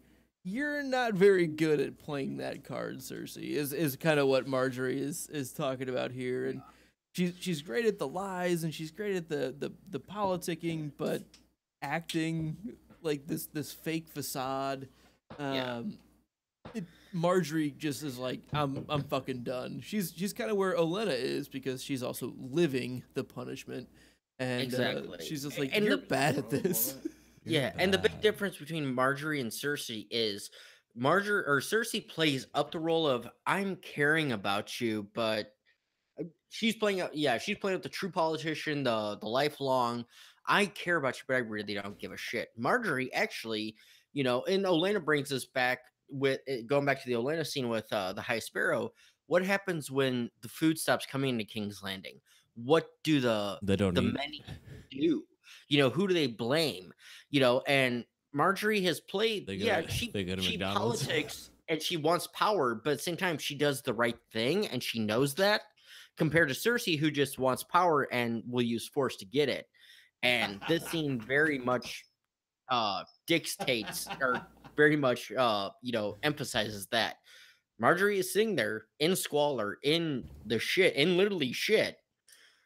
But In the she's like, shit. She's been in the I'd shit. rather take this than eat your fucking venison. Yeah, basically. All right, final thoughts on these two, and then we'll get to the final part of the final scene. I'm good for now. What's Final the problem? scene. Oh, well done, I'd folks. ask you. The I do beer need hog. another beer. The beer hog. But abides. we do have I our do too, true shit. final Put 'em scene out. here with Cersei, High Sparrow, Brother Lancel, and Septa Unella. Unnamed, but we'll meet her soon. We'll just name her. You put that in there, Luke, right? I did put that in there. What an idiot. Okay. I was like, I don't think I put that in there. The High Sparrow gives history of architecture and the faith, and tells of how stripping down the sins will set you free. The truth shall set you free. The truth shall set you free. Abby, why don't you kick us off here?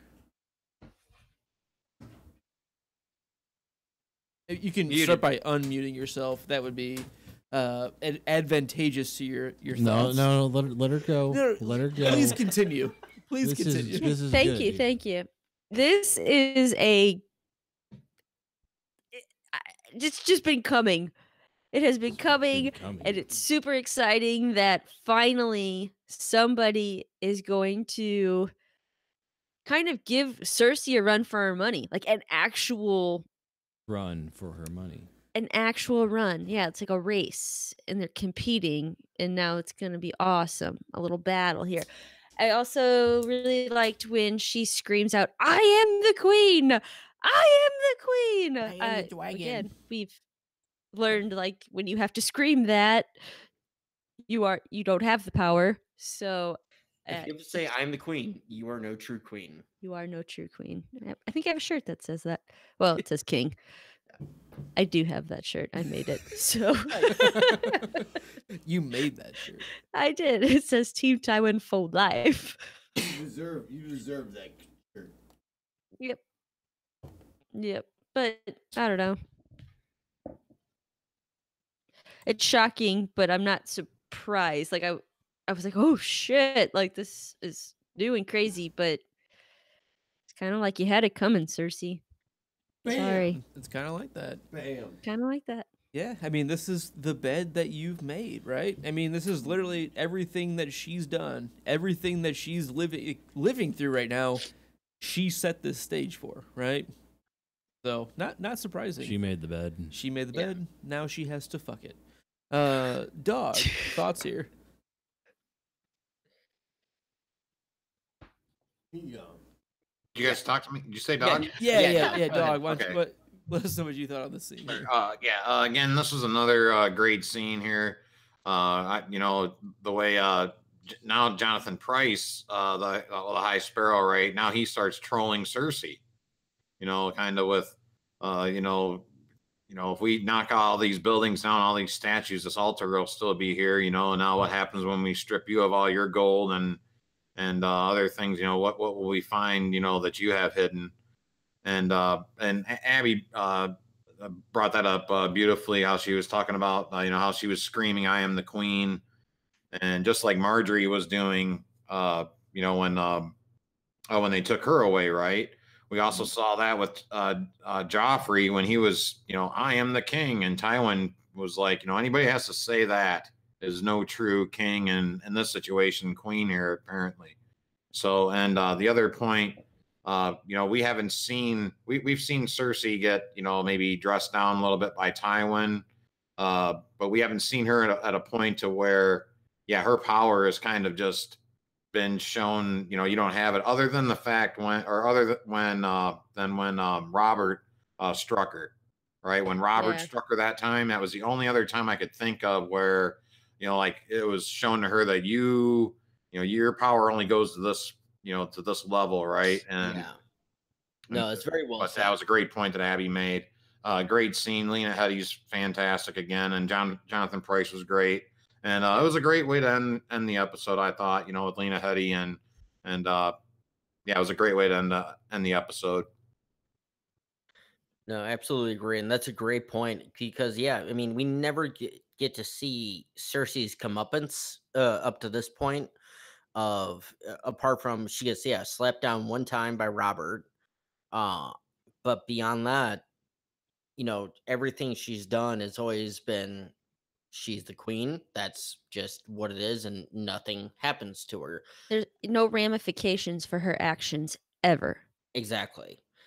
I take it to the Stephanie McMahon of WWE style. She slaps every wrestler in the fucking world and nothing ever fucking happens to her. And it's like, come the fuck on. You need some payback. This is the payback. Yeah, I mean, there's only a certain length that she can actually go and get away with the shit that she's been pulling, right? I mean, this is kind of that comeuppance that she didn't think was actually possible, right?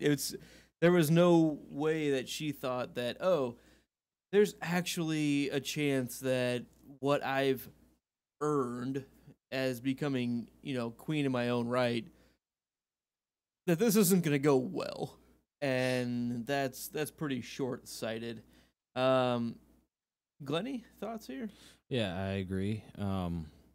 Definitely, I think she's kind of oblivious to the fact that, hey, the same shit that I'm trying to get them,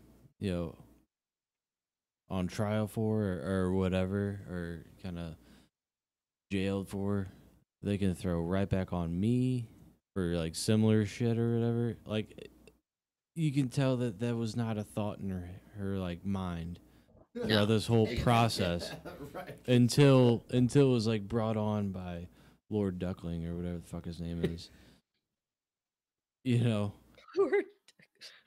What was the other one? King Lord Turtle. King Turtle. Turtle. King Turtle. Yep. I mean, at the end of the day, Yeah. So I'm gonna jump into mine, Luke, and then Go you can for it. finish this off. So her look, because you're right on one of the right pictures, when he flips the script on her, he's talking about the architecture. He's talking about this altar here was here before Baylor put his golden monstrosity above here and all that. But you strip away the sins, you strip away the vanity, and you get the truth. And she's like nodding along, like, Oh, yeah, I agree. Oh yeah, that sounds good. I wonder what Kettle Black's doing tonight. What happens when we strip away yours? And she just kind of pauses, like, and then all of a sudden, and we had somebody that, another young man that says he had some knowledge of you, and then that Carnal look. knowledge. Yeah, knowledge. And she's like, and the door opens, and go back one picture.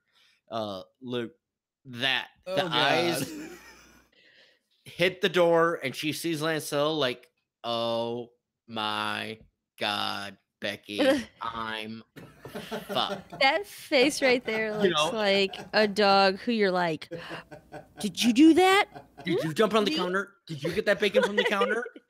And no disrespect to her. I don't No, want to I mean, compare it to a was dog at all, but it's just that like it was it was perfectly played. As me and Dog and everybody says, Lena is probably one of the best actresses. Is the best actress on the show.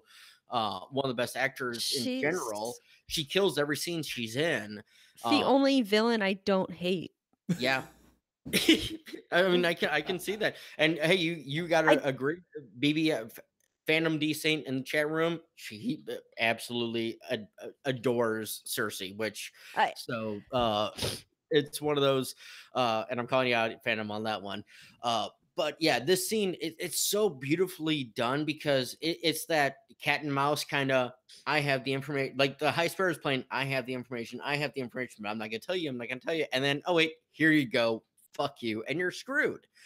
I do love Cersei's, though, reaction to Septon Unella. Yeah, Septon Unella, where she's like, I am going to be the last face you see before you die. Even in the moment of terror where she knows she's fucked, she's still playing the big dog, the big cock in the room of, you know what? I'm I'll going get to out of win, this. Yeah. even though she's fucked. You know, I'm with you. I'm with you, Benji. Again, this just feels wrong. this whole episode. This feels Well, wrong. Just you wait till our next Mamas two and papas. topics from now. Okay. So, So excited for you next week. Now I'm not. Actually, I'll watch that after my other show I'm gonna watch tonight. Did I miss anybody on this scene? Dog, did I get to you on this part of this scene as well? I'm sorry, could you repeat that, please? Did I get to did you get your points on this scene? On this, yeah, I did. And I can't think of anything that other than as far as I mean that's what's great. That's what's so brilliant about Lena Headey.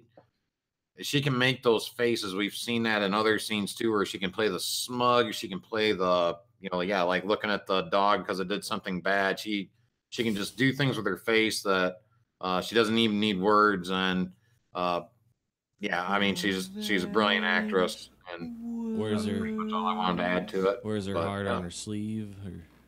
Great stuff, guys. Yeah. I mean, she's like And that gals. Extreme song, More Than Words, right? She's more than words. Is that Cream? no, it's Extreme. Extreme. Oh, Extreme. I just said Cream. I'm like, that's No, not a Cream the song. Extreme song. Yeah, More so Than okay. Words. Wouldn't have to say. That's enough. No copyright infringement? All right, so if we have no other thoughts on the main Yeah. episode, let's go ahead and finish this one off and talk about the episode title accuracy. We have the episode title, The Gift. So it can relate to probably the 4 things. the easy one to point out is Tyrion, Yes. as he says, "I am the gift." Well- Glenn, what is your stance on? Is he the only gift, or is he the gift that was promised? Or is he the gift to the I Magi? think that he is the gift. If you think that there's more gifts, it should have been the title should have been The Gifts or Dem Gifts. Dem Dem gift Them gifts. over and over. Dem gift over and over again. Them graphic interfaces. I don't know. Yeah, the No, pull, I pull know, title it like was- the I was clicking gift. too fast for There's it. one thing, the gift. There's one thing that's the gift. All right, Abby, Okay, so thoughts venison? on The, the gift? Okay, Ohio so Abby State thinks University. yeah, the Ohio State University. There's no Buckeyes. Abby, you're Dog pointing out. is a Buckeye boy. So there Abby you go. is pointing out the venison State University. as the gift. Or Could as be a poop another bladder. gift. A poo bladder. Coming back to A Bug's Life. I love it. Dog, what do you think the gift references here?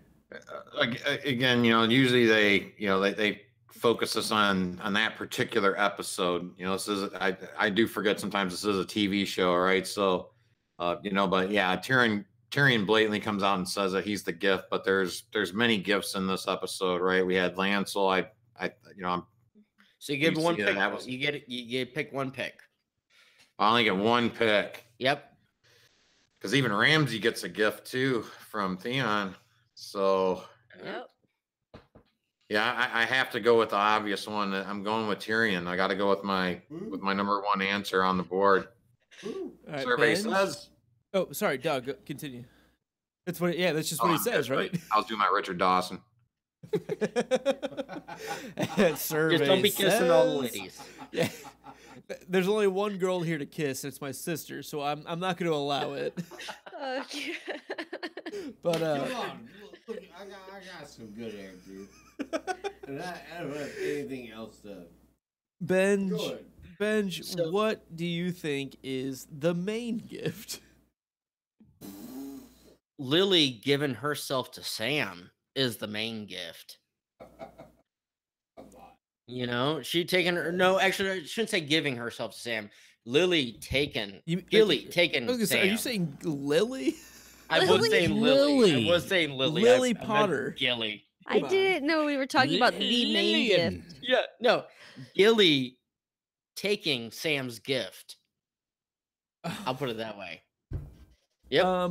I'm I'm gonna agree with Phil H in the chat. The gift equals boobs. Boobs. in the Tie writers' in. minds, in the show writers' minds, The viewer got a gift. Tyeen's boobs were the gift. Yeah. But in my vote, it's Tyrion. It really is. I mean, And, it is, but every scene. But that's one great thing about this is actually every scene in this episode there was a gift given. Boobs equals gifts. And so we're kind of going back to where we were always like for the last few episodes where it's like it's always one thing like Fire and Blood or whatever. For the last few episodes, it's the one scene hits. This one hits almost every single scene. quite a few for sure, which is kind of I really thought it leaving this in we would hit more of these where they have the titles that They're more apply to ambiguous. many scenes. Yeah. There have been fewer than I expected. Yes. Not less than. Fewer.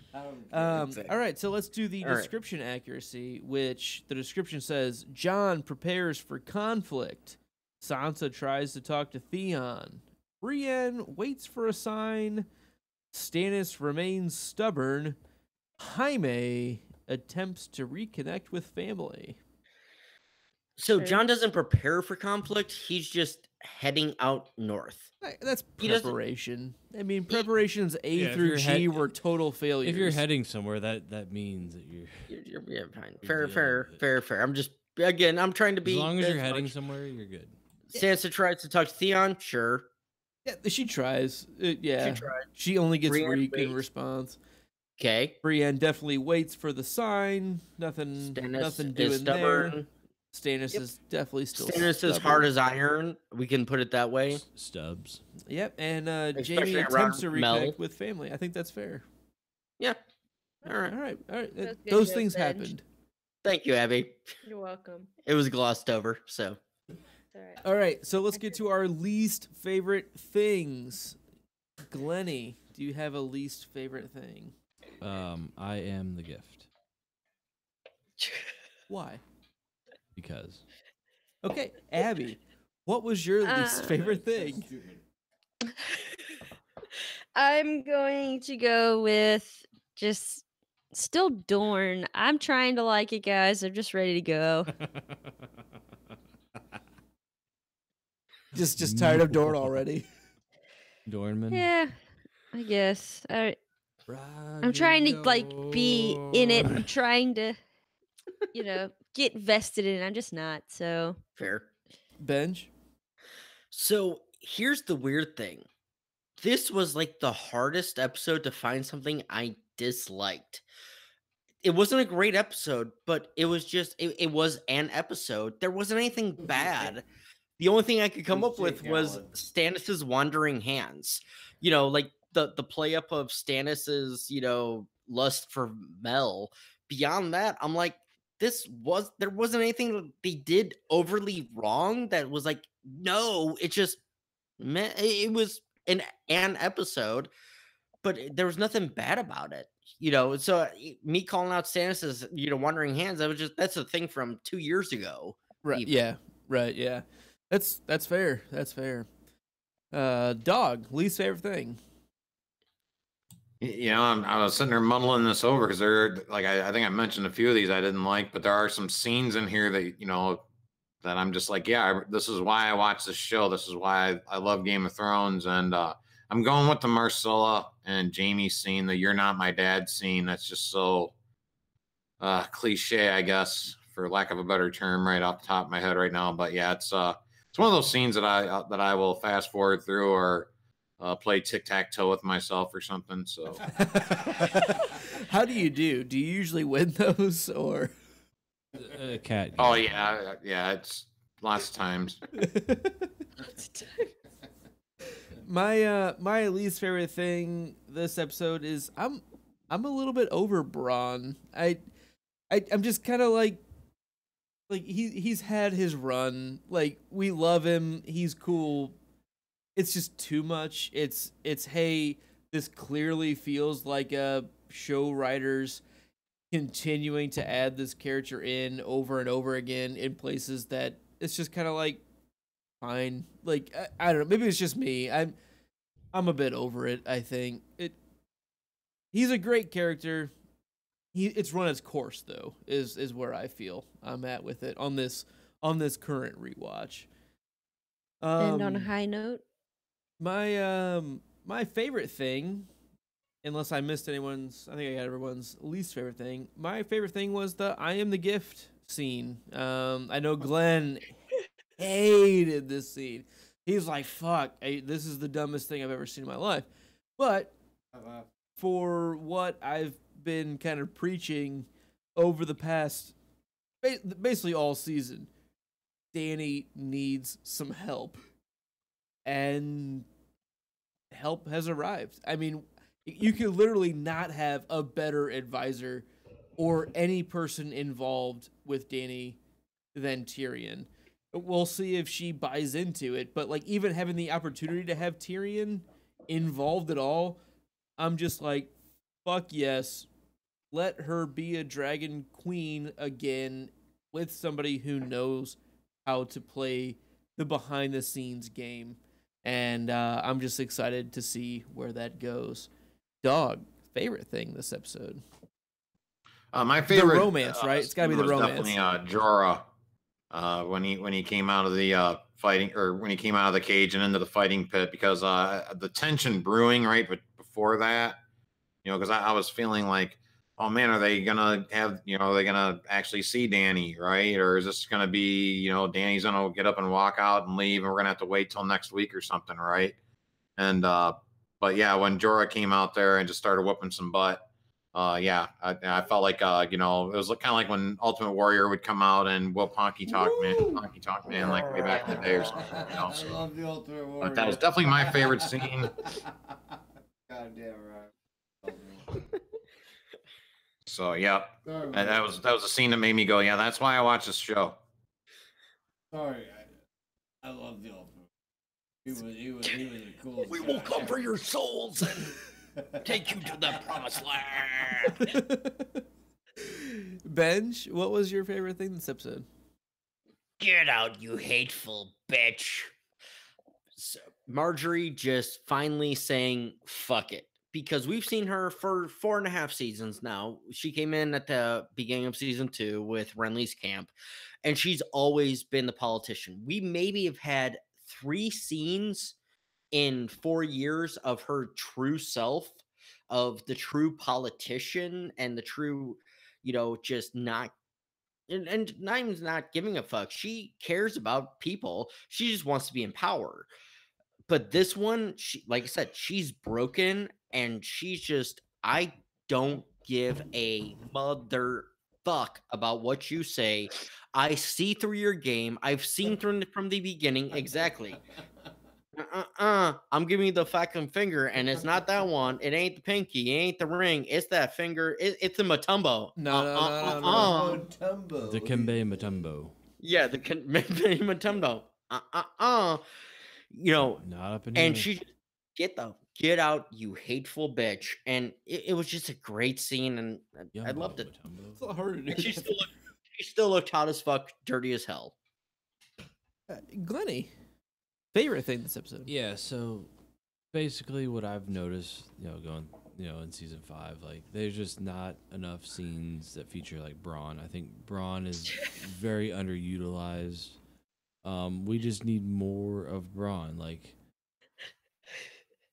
It's just a travesty that these guys would just kind of butt him out of the show. Like, we just need more of this guy. Like, he's so awesome. He does all these cool things. He sings and stuff like that. Does he dance? Like, I just can't imagine anybody would be over him or anything like that.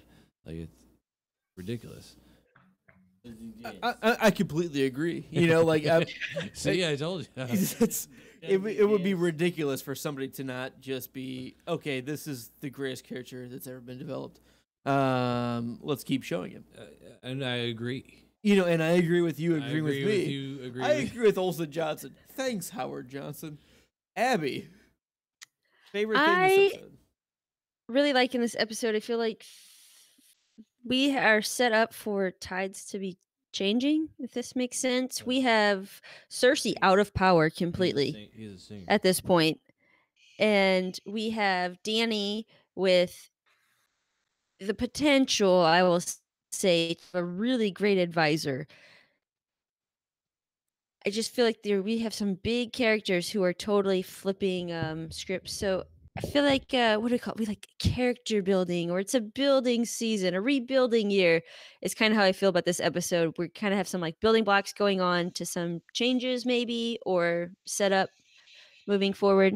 Excited, and I'm not excited that Cersei's imprisoned because I love Cersei. I don't want her to go anywhere. She's my favorite. I called her a villain earlier, protagonist, I guess you could call her. But I'm interested to see where we go from here. Where do we go from? I'm feeling I don't know, this. Glenn. That's what I asked. Turn all the lights Do you feel down me? now. I'm feeling this. All right, so I think that gets to everybody, and Does so it? now we get to our first time watcher on the wall speculations and predictions. Perfect. What do you think here, Ab? You got 4. I think that I have to find my note. This is what I took my notes on today. Construction paper, very large.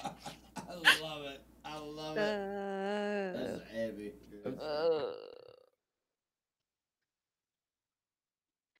My This is prediction my is sister. Stannis loses. That's my sister. Your prediction is that Stannis loses. Yes, Loses what? Stannis is a loser. everything. Loser. With it, All right. with his finger and his thumb in the shape of an L on his Oh, forehead. on his forehead. Gotcha. Is that Chumbawamba song? Smash mouth, motherfucker. I think it was a joke. We all know that No, that's no, no. Smash I think it was a Mouth. joke. I was kind of No, heading on Stannis to gets it. knocked down and then he gets up again. And, pissing the night away. Okay, so I don't really have very many other predictions going on here. I do have a couple questions if I can use those instead. Yeah, go for it. Sure. What We is won't the answer 'em. stand in these books series on reincarnation?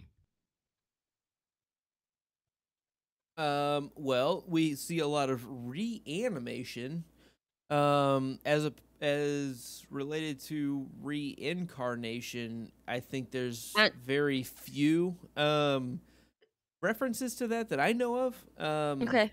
Other than warging abilities, in where if you die as you're warged into something, there's Maybe it's really not. I think there's very Not few. proven. Either Okay. that it stands. Yeah, I Okay. feel like there's very, very limited stance on that in the book series that I'm aware of. With the world building that is out there for A World of Ice and Fire, there could be something that I'm missing, but it's not very prevalent in the main book series, In the main at series, all. yeah. Okay. All right. It was just something Fair. I'm toying with at the moment. My next question is, what's you call her Nym? What is her name? for this Nymeria. series? Nymeria. Is this Nymeria. the person Arya's direwolf is No. named She's the after? Or direwolf. are they same, named same after the person. same Dornish. Yes, people? you're She right. You're is- exactly right. She is Arya's direwolf. No, No, Nymeria is a Dornish warrior that Croyane. It's like Croyane. it's like naming somebody like Abby or something. Oh, okay, fine. Okay. But yeah, they're named the same. A really, really same cool person. Okay. historical figure, Abby, that when you get to learn her, yeah, I'm excited for how you. Right. It's gonna be really, really cool when you learn more about Naming your son the original Nymeria. like Hercules or Cool. or George for George Washington or George. And I think that does it for my questions I had this time. So, Fair enough. yep, that's it. fair That's all I got. Fair enough. All right, so let's go through our house. So, Situations. Dog, I see that you haven't. I'm sorry, Luke, to cut you off. If you were going to go into Luke. letting him know. Go ahead and let them know. All right, sorry. Sorry. I think Luke's probably going to pick one of us to go through. If you'd like to go through at the bottom here and fill yours in as best you can, you can pick whichever ones you'd like and put them in. Fill in your house name and everything, and as Okay. much as you want to do. Luke spurts them off, or I do. He'll ask you which one. Like, Oh, I think I can come up with something on the fly here. all right. All right. Well, So- you want to do yours first? Completely. Yeah, on let's the try fly? it out. All right. Let's right. just go for it. All right. What is your Yeah. house name? My house name is House Dark Side. Nice. House words. Unlimited power. House sigil. Oh, the Death Star. House sword. House Sword. Oh, it's a Valerian lightsaber. It's red. That is the perfect Very response. posh. The perfect response. Fuck yeah. House region. House region. In a galaxy far, far away. Yeah, right. House religion. The Sith. Horse name. My horse name Yeah. is Trigger. There you And go. I will accept pod racer name instead if you'd rather. No, Trigger, because I know he's a Western. I know Dawg is a Western fan too, so Trigger works. All right. Animal. Do you have a familiar? Banthas. Banthas. Ancestral home. My ancestral home is Naboo. There you go. Yeah. Hometown newspaper. The Dark Side Insider. Dark Side Insider. I love it. The dark side. Can I make a correction? Can I make a suggestion? The Dark Insider. No. Why not? Yeah. Famous nice pun to it, house too. ancestor. Famous house ancestor. Oh, Darth Plagueis the Wise. Plagueis Yes! the Wise. Have you not heard the story of Darth Plagueis the Wise? I have not. House minstrel or fool. This is just too easy. have- Jar I Jar have- Binks, baby. Jar Jar Binks. Personal Twitter. Dog doesn't do Twitter. I'm Dog sorry. doesn't do Twitter. Follow him on YouTube. Yeah, I just do the YouTubes right now. So Dawg Final- Sidious. Final thought on this episode as a whole. Oh, my final thought on this episode: it was better than last week, folks, and I'm so excited for you next week. The greatest episode of all time in television history. Let's go. I'm so excited. Let's for you. go. The. The episode. Game of Thrones. All right, Abby. House name. Alright. I am Abby Abby. What the fuck am I reading here? Gertie of House Condescension. Go ahead and run through all of it. Thank you. Okay. My house words are we don't quit. I have a house sigil. It's a field of white with a raven sitting up top a black up-pointed chevron. My house sword's name is Gunther. We live north of the wall and we pray to the old gods. My horse's name is Odin. My animal is JJ, short for Judge Judy. She's a honey badger. My ancestral home is Gertie's Gallows. We read the Nightly Raven. My famous ancestor is Casey Jones. We don't have a fool because we don't joke around. We kick ass. My personal Twitter is @GoHomeGertie. And my final thoughts are just, your standard run-of-the-mill episode. Run of the mill episode. I've never heard that before. Benj. Awesome. So, I am Ben, aka Sly of House McLean. My house words are "It's dangerous to drink alone." My sigil is 3 gold triangles on a field of red and black. My house sword is Konami because they make blades of steel. I'm from the Reach. I pray to the gods of tits and wine. We ride Peach all night long. Aries the Phoenix is my little buddy. We reside at the Tower of Hera. Make sure you watch out for Moldarn. We read the Daily Sun, and my great Uncle John, the savior of winter celebrations, is my famous ancestor. My house minstrel, which isn't saved in here, is Nickeldum, the singing mime. Singing mime. That's hilarious. It's taking you fucking 7 episodes to get that joke, Luke. God damn it. I just haven't said it out loud. I mean, Well, fair. Just saying. Mr. Mime. Personal Twitter is @SlyMcLean. And my final thought is actually of this season, as much hate as it gets for this whole season, this episode was an okay episode. There's nothing great about it, but there's nothing bad about it. It's just a good building on episode that I can't hate on. I actually do enjoy this one. Glenny? Yeah, so my name is Glenn of House Dog. My house words are you miss 99% of the shots you don't take. My house Sige is Spuds McKenzie with a Wayne Gretzky jersey on. House Sword is Johnny Utah. House Region, The Veil. House Religion, The New Gods. Horse Name, Horse Meat. Animal, Rich the Flying Squirrel. Ancestral Home, The Castle at Beast Mountain. We subscribe to The Moon Door B. Famous House Ancestor, The Duff. House Minister or Fool. Barube, The Barf. Personal Twitter at Popsicle Stand. Final thought, this is the best episode of all time. Hands down. Tying for the win. All right. And that's a choice that Glenn's made. You guys don't know what you're talking about. I am Luke on of House Blackmead. House words, ours is the drink.